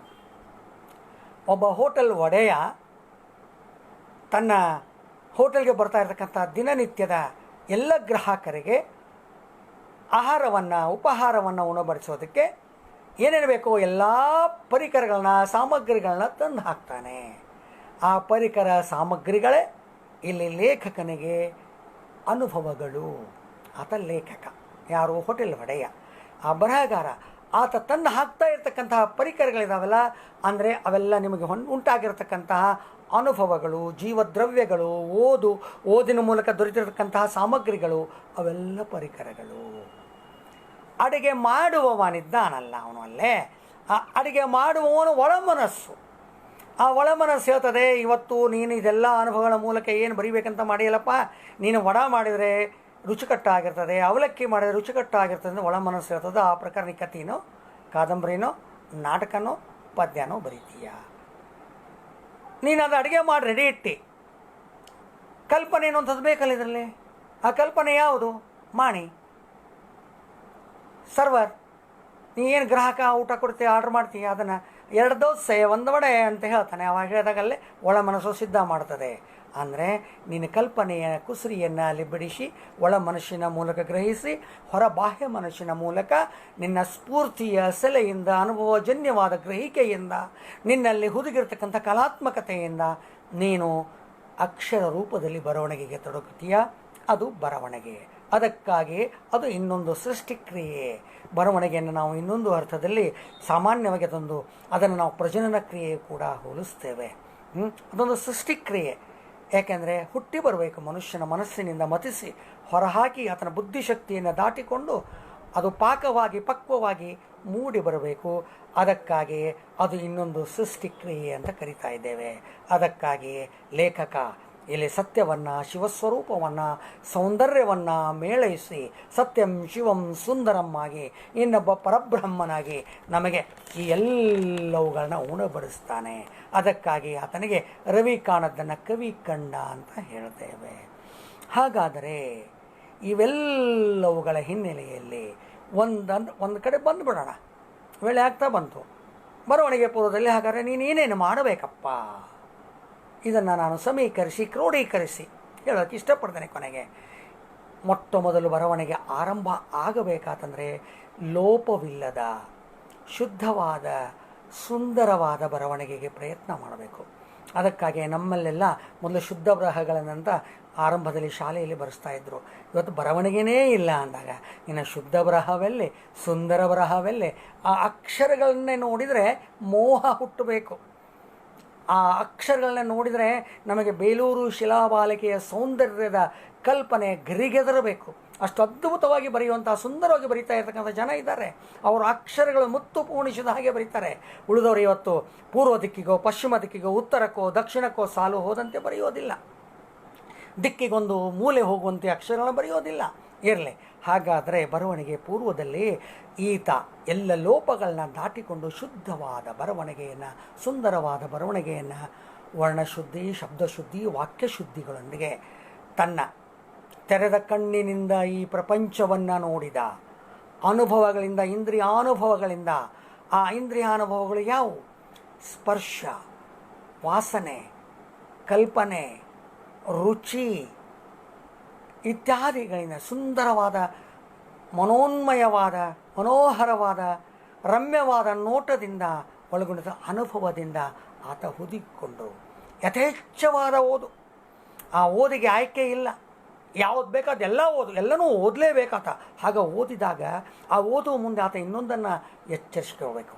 ಏನು ಅಂತಂದರೆ, ನಾನು ಓದುವಂತಹ ಈ ಕೃತಿಯಲ್ಲಿ, ಈ ಲೇಖನದಲ್ಲಿ, ಈ ಪುಸ್ತಕದಲ್ಲಿ, ನಾಟಕದಲ್ಲಿ, ಕಾದಂಬರಿಯಲ್ಲಿ ಲೇಖಕ ಹೇಗೆ ಬರೆದಿದ್ದಾನೆ, ಎಂಥ ತಂತ್ರಗಳನ್ನು ಅಳವಡಿಸಿದ್ದಾನೆ, ಹೇಗೆ ವಾಕ್ಯ ಸರಣಿನೇ ಯೋಜಿಸಿದ್ದಾನೆ, ಹೇಗೆ ಕಲ್ಪನೆಯ ಕುಸುರಿ ಕಲೆಯನ್ನು ಬಿಡಿಸಿದ್ದಾನೆ, ಎಂಥ ಫಿಕ್ಷನ್ ಇದೆ, ಎಂಥ ಐಂದ್ರಿಯ ಅನುಭವಗಳನ್ನ ಇದು ಕೊಡ್ತಾ ಇದೆ, ಅತೀಂದ್ರಿಯವಾದ ಅನುಭವಗಳನ್ನ ಹೇಗೆ ವಿವೇಚನೆಯನ್ನುಂಟು ಮಾಡ್ತದೆ. ಕಂಬಾರ ಕೆಲವು ಕಾದಂಬರಿಗಳು, ಅಥವಾ ನಿಮಗೆ ಹೇಳಬೇಕಂದ್ರೆ ರವಿ ಬೆಳಗೆರೆಯವರ ಹೇಳಿ ಹೋಗು ಕಾರಣ ಅನ್ನುವಂಥ ಕಾದಂಬರಿಗಳು, ಆಮೇಲೆ ಕಂಬಾರರ ಶಿವನ ಡಂಗುರ ಇತ್ಯಾದಿ ಕಾದಂಬರಿಗಳು, ಭೈರಪ್ಪನವರ ಪರ್ವ ಅಥವಾ ಚಿತ್ತಭಿತ್ತಿ ಇತ್ಯಾದಿಗಳು ನೀವೆಲ್ಲ ಗಮನಿಸ್ಕೊಂತ ಹೋದರೆ ನಿಮ್ಮನ್ನು ನೀವು ಮರ್ತು ಬಿಡ್ತೀರಿ. ಹಾಗೆಯೇ ನಮ್ಮ ಯಾಕೋ ತಕ್ಷಣ ಲೇಖಕನ ನೆನಪು, ತೆಲುಗು ಲೇಖಕ ನೆನಪು ಬರ್ತಾ ಇಲ್ಲ, ಆತ ಬರ್ತಿರ್ತಕ್ಕಂಥ ಯಾರ ಹೆಸರು ನೆನಪೈತನಪ್ಪ, ಅದ್ಭುತವಾಗಿರ್ತಕ್ಕಂತಹ ಕಾದಂಬರಿಗಳ ಸಾಲು ಸಾಲನ್ನೇ ಅವರಲ್ಲಿ ಅನುಭವ ಜೀವದ್ರವ್ಯ ಅವರಲ್ಲಿ ಎಷ್ಟರ ಮಟ್ಟಿಗೆ ಇತ್ತು ಅಲ್ಲಿವರೆಗೆ ಬರೆದು ಬಿಟ್ಟರು. ಇವತ್ತು ಅವರು ಕೇವಲ ಸಾಮಾಜಿಕವಾಗಿರ್ತಕ್ಕಂಥ ಸುಧಾರಣೆಗಳ ಪುಸ್ತಕಗಳನ್ನ ಬರೀತಾ ಇದ್ದಾರೆ. ಕಾದಂಬರಿಗಳು ನಿಂತು ಹೋಗ್ಬಿಟ್ಟು ದುಡ್ಡು ದುಡ್ಡು ದುಡ್ಡು, ದಿ ಪವರ್ ಆಫ್ ದುಡ್ಡು, ಕಾಶ್ಮೀರ, ಆಮೇಲೆ ಯಾವುದೋ ಒಂದು ಅದ್ಭುತವಾದ ಒಂದು ಸೀರೆಯ ಕುರಿತಂತೆ, ಇಲ್ಕೆಲ್ಲ ನೇಕಾರ ಹೇಗೆ ಸೀರೆಗಳ ಬಗ್ಗೆ ಬಿಡ್ತಂಥ ಒಂದು ಸೀರೆಯ ಕುರಿತಂತೆ, ಕಪ್ಪಂಚು ಬಿಳಿ ಸೀರೆ, ಹೀಗೆ ಅದ್ಭುತವಾದ ಕಾದಂಬರಿ ಲೋಕವನ್ನೇ ಅವರು ಸೃಷ್ಟಿಸಿದರು. ಸುಮಾರು 2000ರಿಂದ 2010 ಒಂದು ದಶಕದಲ್ಲಿ ತೆಲುಗಿನ ಲೇಖಕ. ಇರಲಿ, ಅಂದರೆ ಆ ಓದಿನ ಮೂಲಕ, ಓದಿನಲ್ಲಿ ಹೇಗೆ ಹೇಗೆ ಬೆಳೆಸ್ತಾ ಇದ್ದಾನೆ ಅನ್ನೋದನ್ನೆಲ್ಲ ಮುಂದೆ ಬರೆಯೋದಕ್ಕೆ ಆಸಕ್ತಿ ಇರತಕ್ಕಂಥ ಬರಹಗಾರ ಈ ಎಲ್ಲ ಓದಿನಲ್ಲಿರ್ತಕ್ಕಂಥ ತಂತ್ರಗಳನ್ನು, ಭಾವಗಳನ್ನು, ವಾಕ್ಯಗಳನ್ನು, ಹೊಸ ಹೊಸ ಶಬ್ದಗಳನ್ನು ನಾವು ಅದನ್ನು ಗಮನಿಸ್ತಾ ಓದಬೇಕು. ಹಾಗೆಯೇ ಅಲ್ಲಿ ಇನ್ನೊಂದು ಕಡೆ ಬರ್ತದೆ, ಆತ ಬರಿಬೇಕು ಅಂತಂದಾಗ ಆತ ಈ ಓದು ಮತ್ತು ಅನುಭವಗಳ ಮೂಲಕ ಕೂಡ ಶಾಂತಿ, ಸಮಾಧಾನ, ಸಂಯಮದಿಂದ ಬರಿಬೇಕು. ಹೇಗಾಗತ್ತೆ ಅಂದರೆ, ಒಂದು ಎಕ್ಸಾಂಪಲ್ಲು, ಆತ ಆರಾಮಾಗಿರ್ಬೇಕಂತ ಮನೆಗೆ ಬರ್ತಾನೆ, ಬೆಳಗ್ಗಿಂದ ಸಂಜೆವರೆಗೆ ಕೆಲಸ ಮಾಡಿರ್ತಾನೆ. ಮನೆಗೆ ಬಂದ್ಕೊಳ್ಳೆ ಮನೆಯಾಗ ಹೆಂಡತಿ ಜಗಳ ಮಾಡೋಕ್ಕೆ ಚಾಲು ಮಾಡ್ತಾಳೆ. ಈಕೆ ಹೆಂಡತಿ ಜಗಳ ಮಾಡ್ತಾಳಲ್ಲ, ಸಾಕಾಗೋತಪ್ಪ ಆಕಿಂದಂತ ಒಂದು ಸಿನಿಮಾಕ್ಕೆ ಆರಾಮಾಗಿರೋದು ಸಿನಿಮಾಕ್ಕೆ ಹೋಗ್ತಾನೆ. ಸಿನಿಮಾಕ್ಕೆ ಹೋದ್ರೆ ಆ ಸಿನಿಮಾದಲ್ಲೂ ಸಂಸಾರದ ಗಂಡ ಹೆಂಡರ ಜಗಳನೇ ಇರಬೇಕಾ? ಹಾಗಾದರೆ ಆ ವ್ಯಕ್ತಿಯ ಮನಸ್ಸು ಏನಾಗಿರಬೇಕು ಯೋಚನೆ ಮಾಡಿ. ಆತ ಅಸಮಾಧಾನದಿರೋದಕ್ಕೆ ಸಾಧ್ಯವೇ? ಹಾಗಿರಕೂಡದು. ಇಲ್ಲಿ ಸಾಹಿತ್ಯ ರಚನೆಯ ಸಂದರ್ಭದಲ್ಲಿ ಆತ ಅತ್ಯಂತ ನಿರುಮ್ಮಳವಾಗಿ, ನಿಷ್ಕಲ್ಮಶವಾಗಿ, ವಿರಾಮಪೂರ್ವಕವಾಗಿ, ಖುಷಿಯಿಂದ, ಆನಂದದಿಂದ ಆತ ಬರವಣಿಗೆಗೆ ತೊಡಗಿದಾಗ ಮಾತ್ರ ಅದ್ಭುತವಾಗಿರ್ತಕ್ಕಂಥ ಬರವಣಿಗೆ ಒಡಮೂಡೋದಕ್ಕೆ ಸಾಧ್ಯ. ಅದನ್ನು ನಾನೆಲ್ಲ ಕ್ರೋಢೀಕರಿಸ್ತಾ ಇದ್ದೇವೆ. ಮೊದಲು ಅನುಭವ, ತೆರೆದ ಕಣ್ಣಿಂದ ಸಮಾಜವನ್ನು ನೋಡಿ ಆತ ಅನುಭವಗಳನ್ನ ತೆಗೆದುಕೊಂಡು ಬರವಣಿಗೆಗೆ ಉದ್ಯುಕ್ತನಾಗಬೇಕು. ಹಾಗೆ ಯಥೇಚ್ಛವಾದ ಓದು, ಆ ಓದಿನ ಮೂಲಕ ಆತ ಸಿದ್ಧ ಆಗಬೇಕು. ಆಮೇಲೆ ಅದ್ಭುತವಾದ ಶಬ್ದ ಭಂಡಾರವನ್ನು ಒಳಗೊಂಡಿರತಕ್ಕಂತಹ ವ್ಯಾಕರಣ ಬದ್ಧತೆ, ವ್ಯಾಕರಣ ಗ್ರಹಿಕೆ ಆತನಿಗಿರಬೇಕು. ಅಂದರೆ ಇಲ್ಲಿ ಶಬ್ದ ಭಂಡಾರದ ಬೆಳವಣಿಗೆ ಬೇಕು, ವ್ಯಾಕರಣ ಬದ್ಧತೆ ಬೇಕು. ಆಮೇಲೆ ಸುಂದರವಾದ ತಪ್ಪಿಲ್ಲದ ಬರಹ ಆತನಿಂದ ಸಾಧ್ಯ ಆಗಬೇಕು. ಆಮೇಲೆ ಸಮುಚಿತವಾಗಿರ್ತಕ್ಕಂಥ ಶೈಲಿ, ಆತ ಅಂದರೆ ಯಾವುದರ ಮೂಲಕ ನಾನು ಬರೆದ್ರೆ ಇದು ಸುಂದರ ಆಗುತ್ತೆ, ಸಮರ್ಥತೆ ಒದಗಿಸಿದ್ರೆ ಯಾವುದನ್ನು ಬರೀಬೇಕು ಅನ್ನುವಂಥದ್ದನ್ನು ತನ್ನ ಕಲ್ಪಕತೆಯ ಮೂಲಕ, ಕಲ್ಪನೆಯ ಮೂಲಕ ಅದನ್ನು ರೆಡಿ ಮಾಡ್ಕೋಬೇಕು. ಆಮೇಲೆ ಅದು ಸರಳವೂ ಸುಂದರವೂ ಅಲಂಕಾರಿಕವೂ ಆಗಿರುವ ಹಾಗೆ ಹೇಗೆ ಬರೋಕ್ಕೆ ಸಾಧ್ಯ? ಅಲ್ಲಿ ನಾವು ನಿರರ್ಗಳವಾಗಿ ಸರಳವಾಗಿ ಬರೆಯೋದು ಫಿಕ್ಷನ್ಗಳ ಮೂಲಕ, ಐಂದ್ರಿಯ ಅನುಭವಗಳ ಮೂಲಕ, ಅತೀಂದ್ರಿಯ ಅನುಭವಗಳ ಮೂಲಕ, ಐಂದ್ರಜಾಲಿಕ ಅನುಭವಗಳ ಮೂಲಕ, ಅಲಂಕಾರಗಳ ಮೂಲಕ, ಕುತೂಹಲ ದಂಗುಬಡಿಸುವಂಥ ಘಟನೆಗಳ ಮೂಲಕ ನಾವು ಅಂಥಕಥೆಗಳನ್ನ ಬರೀಬಹುದು. ಅಂಥಕಥೆಗಳಂದರೆ ಪತ್ತೇದಾರಿ ಕಾದಂಬರಿಗಳು, ಐತಿಹಾಸಿಕ ಕಾದಂಬರಿಗಳು, ವೈಜ್ಞಾನಿಕ ಕಥೆ ಕಾದಂಬರಿಗಳು, ಇವೆಲ್ಲವುಗಳು ದಂಗು ಬಡಿಸುವ ಅಲಂಕಾರಿಕ ಬರಹದಲ್ಲಿ ಬರ್ತಾ ಇದ್ದಾವೆ.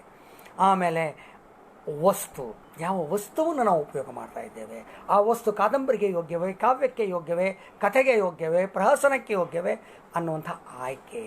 ಆ ವಸ್ತುವನ್ನು ಯಾವ ರೂಪದಲ್ಲಿ ಪ್ರತಿಪಾದನೆ ಮಾಡಬೇಕು, ಅದೇ ಹೇಗೆ ರೂಪ.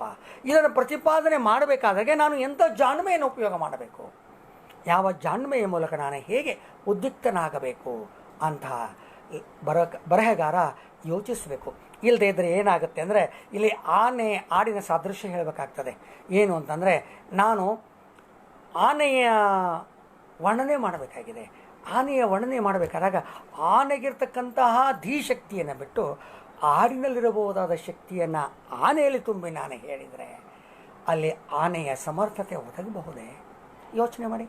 ಹಾಗೆಯೇ ಆಡಿನಲ್ಲಿರಬಹುದಾಗಿರ್ತಕ್ಕಂಥ ಅಂಶಗಳನ್ನು ಆಡಿಗೆ ಪೂರಕವಾಗಿ ಹೇಳದೆ ಆಡಿನಲ್ಲಿ ಆನೆಯ ಶಕ್ತಿಯನ್ನು ತುಂಬಿ ನಾನು ಹೇಳೋಕ್ಕೆ ಹೋದರೆ ಆ ಆಡು ಅದನ್ನು ತರಕೊಳ್ಳಬಲ್ಲದೆ? ಸಾಧ್ಯ ಇಲ್ಲ. ಅದಕ್ಕಾಗಿಂತ ಒಂದು ಸಾದೃಶ್ಯವಾಗಿರ್ತಕ್ಕಂಥ ವಿಚಾರಗಳನ್ನ ಇಟ್ಟುಕೊಂಡು ರೂಪ, ವಸ್ತು, ಜಾಣ್ಮೆ ಇವುಗಳನ್ನು ಕ್ರೋಢೀಕರಿಸಿ ಬರವಣಿಗೆಯ ಸ್ವರೂಪವನ್ನು ನಾವು ನಿರ್ಧಾರ ಮಾಡಿಕೊಂಡು ಆ ಸ್ವರೂಪದಲ್ಲಿ ಕಥಾನಕ ಅಂಶ, ಪ್ಲಾಟ್, ಕಥಾನಕ ಅಂಶ ಹೇಗಿರಬೇಕು, ಈ ಕಥಾನಕ ಅಂಶದಲ್ಲಿ ಎಂತಹ ಪಾತ್ರದರ್ಶನವನ್ನು ನಾನು ಕೊಡಬೇಕು, ಕ್ಯಾರೆಕ್ಟರೈಸೇಷನ್ ಅಂತ ಕರಿತೀವಿ ನಾವು ಅದನ್ನು, ಎಂಥ ಪಾತ್ರದರ್ಶನವನ್ನು ನಾನು ಇಲ್ಲಿ ಸಮ್ಮಿಳನಗೊಳಿಸಿದರೆ ನನ್ನ ಬರವಣಿಗೆ ಸಾದೃಶ್ಯಪೂರ್ಣವಾಗುತ್ತೆ, ಸಮರ್ಥವಾಗುತ್ತೆ, ಪ್ರಭುತ್ವಪೂರ್ಣವಾಗುತ್ತೆ ಅಂತ ನಾವು ಯೋಚನೆಯನ್ನು ಮಾಡಬೇಕು. ಹಾಗೆ ಯೋಚನೆಯನ್ನು ಮಾಡಿದಾಗ ಅಲ್ಲಿ ಒಂದು ಉತ್ಕೃಷ್ಟ ಬರವಣಿಗೆ ಸಾಧ್ಯ. ಆ ಬರವಣಿಗೆ ಅದ್ಭುತವಾಗಿರ್ತದೆ. ಈ ಎಲ್ಲ ಅಂಶಗಳ ಕ್ರೋಢೀಕರಣಗೊಂಡಾಗ, ಮನಸ್ಸು ಪರಿಪಕ್ವಗೊಂಡಾಗ, ಅನುಭವಗಳ ಮೂಲಕ ಮನಸ್ಸು ಪರಿಪಕ್ವಗೊಂಡು ಆತ ಸರ್ವಾಂಗ ಶುದ್ಧನಾಗಿ ನಿಂತಾಗ ಉತ್ಕೃಷ್ಟವಾದ ಬರವಣಿಗೆ ಸಾಧ್ಯ ಆಗ್ತದೆ. ಅದನ್ನು ನಾವು ಕೆಲವೊಂದು ಸಲ ಅಂತೀವಿ, ಅದು ಲೇಖಕನ ನಿಧಿಧ್ಯಾಸನದ ಮೂಲಕ ಒಡಮೂಡಿ ಬರ್ತದೆ. ಒಂದರ್ಥದಲ್ಲಿ ಇದು ಸೃಷ್ಟಿಕ್ರಿಯೆ ಅಂತೇಳಿ, ಹಾಗೆ ಇದು ಒಂದು ಧ್ಯಾನಸ್ಥ ಕ್ರಿಯೆ ಕೂಡ ಹೌದು. ನೀನು ಮೊಟ್ಟ ಮೊದಲಿಗೆ ಅದನ್ನು ಧ್ಯಾನಸ್ಥನಾಗಿ ನಾನು ಹೇಗೆ ಬರಿಬೇಕು, ಆರಂಭ ಏನು, ಮಧ್ಯ ಏನು, ಮುಕ್ತಾಯ ಹೇಗೆ ಮಾಡಬೇಕು, ಕೊನೆ ಏನು, ಪಾತ್ರಧಾರಿಗಳ್ಯಾರು, ವಸ್ತು ಏನು, ಇವೆಲ್ಲವನ್ನು ಇಟ್ಟುಕೊಂಡು ಬರೀಬೇಕು. ಇದಿಷ್ಟನ್ನು ನಾನು ಒಟ್ಟು ಬರವಣಿಗೆ ಹಿನ್ನೆಲೆಯಲ್ಲಿ ಹೇಳಿದೆ. ಆದರೆ ಇವತ್ತು ನಮ್ಮ ಬಹಳಷ್ಟು ಜನ ಕಾವ್ಯದೆಡೆಗೆ ಮುಖ ಮಾಡ್ತಾರೆ. ಆ ಕಾವ್ಯ ಬಹಳ ಸರಳ ಅನಿಸಿಬಿಡ್ತದೆ.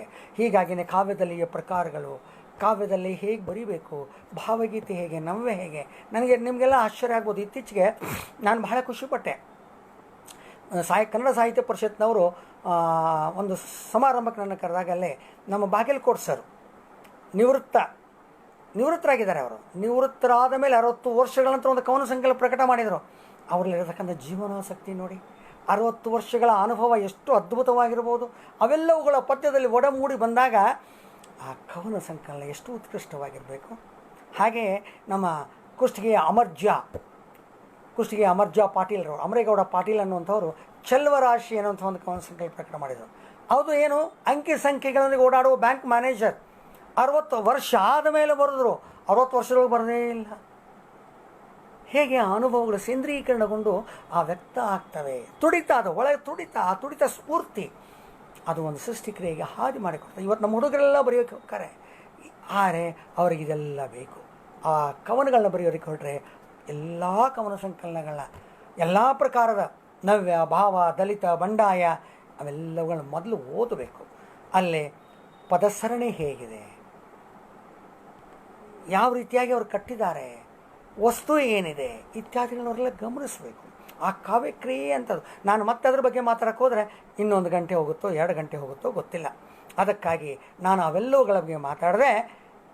ಇಲ್ಲಿ ಬರವಣಿಗೆ ಪೂರ್ವದಲ್ಲಿ ಈ ಎಲ್ಲ ಅಂಶಗಳನ್ನ ಕ್ರೋಢೀಕರಿಸಿಕೊಂಡು ಅನುಭವ, ಓದು, ಶಬ್ದ ಭಂಡಾರ, ವ್ಯಾಕರಣ ಬದ್ಧತೆ, ಸುಂದರವಾದ ತಪ್ಪಿಲ್ಲದ ಬರಹ, ಆಮೇಲೆ ಅದು ಸರಳವಾಗಿ ನಿರರ್ಗಳವಾದ ಬರಹ, ಅಲಂಕಾರಿಕ ಬರಹ, ಆಮೇಲೆ ವಸ್ತು, ರೂಪ, ಜಾಣ್ಮೆ ಇವೆಲ್ಲವುಗಳನ್ನ ಇಟ್ಟುಕೊಂಡು ವರ್ಣಶುದ್ಧಿ, ವಾಕ್ಯಶುದ್ಧಿ, ಶಬ್ದಶುದ್ಧಿಗಳೊಂದಿಗೆ ತಪ್ಪಿಲ್ಲದ ಸುಂದರವಾದ ಬರವಣಿಗೆ, ಆ ಬರವಣಿಗೆಗೆ ಮೂಲಭೂತವಾಗಿ ಬೇಕಾಗಿರೋಂಥ ಎಲ್ಲ ಅಂಶಗಳನ್ನ ಕ್ರೋಢೀಕರಿಸಿಕೊಂಡು ರೂಪ, ವಸ್ತುಗಳನ್ನ ಮುಪ್ಪರಿಸಿ, ರೂಪ, ವಸ್ತು, ಜಾಣ್ಮೆ ಈ ಮೂರನ್ನು ಮುಪ್ಪರಿಸಿಕೊಂಡು ಲೇಖಕ ಬರವಣಿಗೆಗೆ ಇಳಿಬೇಕು. ಹಾಗೆ ಇಳಿದಾಗ ಆ ಬರವಣಿಗೆಯಲ್ಲಿ ಆತನ ಅನುಭವಗಳ ಮೂಲಕ, ಓದಿನ ಮೂಲಕ ಒಂದು ಹೊಸ ನೋಟ ಮೂಡಿ ಬರ್ತಾ ಇದೆ, ಆಶಾಂಕುರ ಉತ್ಪಾದನೆ ಆಗ್ತಾ ಇದೆ. ಅವುಗಳ ಮೂಲಕ ಆತ ಬರೀತಾನೆ. ಇವತ್ತಿನ ಬಹಳಷ್ಟು ಜನ ಕವಿಗಳು ಸಮನ್ವಿತವಾಗಿರ್ತಕ್ಕಂಥ ಒಂದು ಹೊಸ ಪ್ರಕಾರಕ್ಕೆ ಹೋಗ್ಬಿಡ್ತಾ ಇದ್ದಾರೆ. ಆ ಹೊಸ ಪ್ರಕಾರದಲ್ಲಿ ಅದು ಗದ್ದಕ್ಕೆ ತೀರ ಸಮೀಪ ಆಗ್ತಾ ಇದೆ ಅನಿಸ್ತಾ ಇದೆ. ಹಾಗಾಗಿ ಅದು ಪದ್ಯ ಕೂಡ ಆಗ್ತಾ ಇದೆ. ಆದರೆ ಪದ್ಯ ಕೊಡುವ ಆನಂದ, ಈ ಒಟ್ಟಾರೆಯಾಗಿ ಎಲ್ಲ ಬರವಣಿಗೆ ನಮಗೆ ಒದಗಿಸ್ತಕ್ಕಂಥದ್ದು ಆನಂದ, ಅದು ಪರಮಾನಂದ, ಅದು ದಿವ್ಯ ಆನಂದ. ಅಂದರೆ ಸಾಹಿತ್ಯ ಮತ್ತು ಬರವಣಿಗೆ ನಮಗೆ ಆನಂದವನ್ನುಂಟು ಮಾಡ್ತದೆ.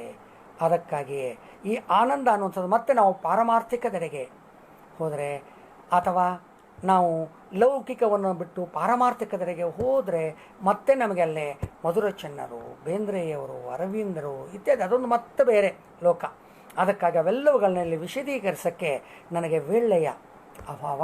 ಆದಾಗಲೂ ಕೂಡ ನನ್ನ ಅನುಭವಗಳಿಗೆ ದಕ್ಕಿದ ಅಂಶಗಳನ್ನು ಬರವಣಿಗೆ ಪೂರ್ವದಲ್ಲಿ ಇವತ್ತು ಬರಿಬೇಕು ಅಂತ ಹೆಜ್ಜೆ ಇಡುವಂತಹ ವ್ಯಕ್ತಿ ಹೇಗೆ ಸಿದ್ಧ ಆಗಿರಬೇಕು ಅನ್ನೋದು ಇನ್ನೂ ನಿಮಗಿದು ನನಗೆ ತೃಪ್ತಿ ಇಲ್ಲ ನಿಮಗೆ ಹೇಳಿದ್ದು. ಯಾಕೆಂದರೆ ಇದನ್ನು ನಾನು ಸುಮ್ಮನೆ ಮೇಲ್ನೋಟದಲ್ಲಿ, ಮೇಲುಸ್ತರದಲ್ಲಿ ಬಡಬಡನೆ ನಾನು ಹೇಳಿಬಿಟ್ಟಂಗಾಯಿತು. ಪ್ರತಿಯೊಂದು ಅಂಶಗಳನ್ನ ಅದು ಹೇಗೆ ಅನ್ನೋದನ್ನು ಉದಾಹರಣೆ ಸಮೇತವಾಗಿ ವಿವರಿಸುತ್ತಾ ಹೋಗಬೇಕು ಅಂದರೆ ಬಹುಶಃ ಅದಕ್ಕೆ 1 ಗಂಟೆಯ ಒಂದೊಂದು ಇಂತಹ ಉಪನ್ಯಾಸ ಮಾಲಿಕೆಗಳೇ ಬೇಕಾಗ್ತಾ ಇದ್ದಾವೇನೋ. ಅದಕ್ಕಾಗಿ ನಾನು ಸಾಹಿತ್ಯ ಪರಿಷತ್ನವ್ರಿಗೆ ಅಥವಾ ಇಂಥ ಸಾಹಿತ್ಯ ಸಿಂಚನ ವೇದಿಕೆಯವರಿಗೆ ನಾನು ಹೇಳೋದು, ನೀವು ಒಂದೊಂದು ಪ್ರಕಾರದಲ್ಲಿ ಒಂದೊಂದು ವರ್ಕ್ಶಾಪ್, ಕನಿಷ್ಠ ಪಕ್ಷ 3 ದಿನಗಳ ವರ್ಕ್ಶಾಪ್ ಮಾಡಿದರೆ ಅವು ನಮ್ಮ ಯುವ ಲೇಖಕರಿಗೆ ಮಾರ್ಗದರ್ಶಿಗಳಾಗಲಿಕ್ಕೆ ಸಾಧ್ಯ ಇದೆ ಅನ್ನುವಂಥ ಮಾತುಗಳನ್ನ ಹೇಳೋಕ್ಕೆ ಇಷ್ಟಪಡ್ತೇನೆ. ಸುಮಾರು ನನ್ನ ಅಂದಾಜು 1 ಗಂಟೆ ಆಗ್ತಾ ಬಂತು ನಿಮ್ಮೊಂದಿಗೆ ಮಾತಾಡ್ತಾ. ಈ 1 ಗಂಟೆಗಳ ಕಾಲ ನೀವು ಬಹಳ ಸಹನೆಯಿಂದ, ಯಾಕೆಂದರೆ ಇದು ಒಂದರ್ಥದಲ್ಲಿ ಪ್ಯಾಸಿವ್ ಮಾತುಗಳು, ಭಾಷಣಗಳು. ಅಂದರೆ ನಿಜವಾಗಿಯೂ ಬರವಣಿಗೆ ಆಸಕ್ತಿ ಇದ್ದವನಿಗೆ ಇದು ಸಜೀವ ಸಂಪೂರ್ಣ. ಆದರೆ ಸುಮ್ಮನೆ ಕೇಳಬೇಕಂದವ್ರಿಗೆ ಇದರಲ್ಲಿ ಏನೂ ಇಲ್ಲ ಅನಿಸುತ್ತೆ. ಇಲ್ಲಿ ಸಶಕ್ತತೆ, ಅರ್ಥಗರ್ಭಿತತೆ, ಕಲ್ಪಕತೆ, ಕಲ್ಪನೆ, ಕುಸುರಿ ಕೆಲಸ ಯಾವುದೂ ಇಲ್ಲ. ನೇರವಾಗಿ ಇದ್ದಿದ್ದನ್ನು ಇದ್ದಂತ ಹೇಳೋದು. ಹೀಗಾಗಿ ಅವರಿಗೆ ಬೋರ್ ಹೊಡೆದಿರತಕ್ಕಂಥ ಸಾಧ್ಯತೆಗಳು ಇರ್ತಾ ಇದ್ದಾವೆ. ಆದಾಗಲೂ ಕೂಡ ಸುಮಾರು ಸಮೀಪ ಬಂದಿರತಕ್ಕಂಥ 1 ಗಂಟೆಗಳ ಕಾಲ ನೀವೆಲ್ಲ ನನ್ನ ಮಾತುಗಳನ್ನ ಕೇಳಿದ್ದೀರಿ. ಹೀಗಾಗಿ ಸಾಹಿತ್ಯ ಸಿಂಚನ ವೇದಿಕೆಯ ಎಲ್ಲ ವೀಕ್ಷಕ ಶ್ರೋತೃಗಳಿಗೆ ನನ್ನ ಕೃತಜ್ಞತೆಗಳನ್ನ, ಧನ್ಯವಾದಗಳನ್ನ ಹೇಳ್ತಾ, ಇಂಥ ಒಂದು ಅವಕಾಶವನ್ನು ಬಹಳ ದಿನಗಳಾಯಿತು ಅವ್ರು ಹೇಳ್ತಾ ಇದ್ದರು, ನನಗೆ ಏಕೋ ನಿಮ್ಮೊಂದಿಗೆ ಮಾತನಾಡೋಕ್ಕೆ ಸಮಯಾಭಾವ, ಇವತ್ತದು ಕೂಡಿ ಬಂತು ಅಂತ ಒಂದು ಅದ್ಭುತವಾದ ಅವಕಾಶವನ್ನು ಒದಗಿಸಿಕೊಟ್ಟಿರ್ತಕ್ಕಂಥ ಸಾಹಿತ್ಯ ಸಿಂಚನ ವೇದಿಕೆಯ ಈ ಪರಿಕಲ್ಪನೆಯ ಆಯೋಜನೆಯಲ್ಲಿ ಮಿಳಿತಗೊಂಡಿರತಕ್ಕಂತಹ ಎಲ್ಲ ಸಾಹಿತ್ಯಾಸಕ್ತ ಪದಾಧಿಕಾರಿಗಳಿಗೆ, ಅದರಲ್ಲೂ ವಿಶೇಷವಾಗಿ ಈ ಪರಿಕಲ್ಪನೆಯ ಮೂಲಕ ಜಿಲ್ಲೆಯಲ್ಲಿ ಹೊಸ ನೋಟವನ್ನು, ಸಾಹಿತ್ಯದ ಹೊಸ ನೋಟವನ್ನು, ಹೊಸ ರೀತಿಯ ಒಂದು ಸೃಷ್ಟಿಕ್ರಿಯೆಗೆ ಮುಂದಾಗಿರ್ತಕ್ಕಂಥ ಶ್ರೀಮತಿ ಗೀತಾ ದಾನಶೆಟ್ಟಿ ಅವರಿಗೆ ಹಾಗೂ ಎಲ್ಲ ಬಳಗಕ್ಕೂ ನನ್ನ ಕೃತಜ್ಞತೆಗಳನ್ನ, ಧನ್ಯವಾದಗಳನ್ನ ಒಂದೊಮ್ಮೆ ಮಗದೊಮ್ಮೆ ಮರುಮಗದೊಮ್ಮೆ ಅರಹುತ್ತಾ ನನ್ನ ಮಾತುಗಳಿಗೆ ಮಂಗಲದ ಚುಕ್ಕೆಯನ್ನು ಇಡ್ತಾ ಇದ್ದೇನೆ. ತಮಗೆಲ್ಲ ನಮಸ್ಕಾರ. ಆಲ್ ಕನ್ನಡ ತಾಯ್, ಬಾಳ್ ಕನ್ನಡ ತಾಯ್.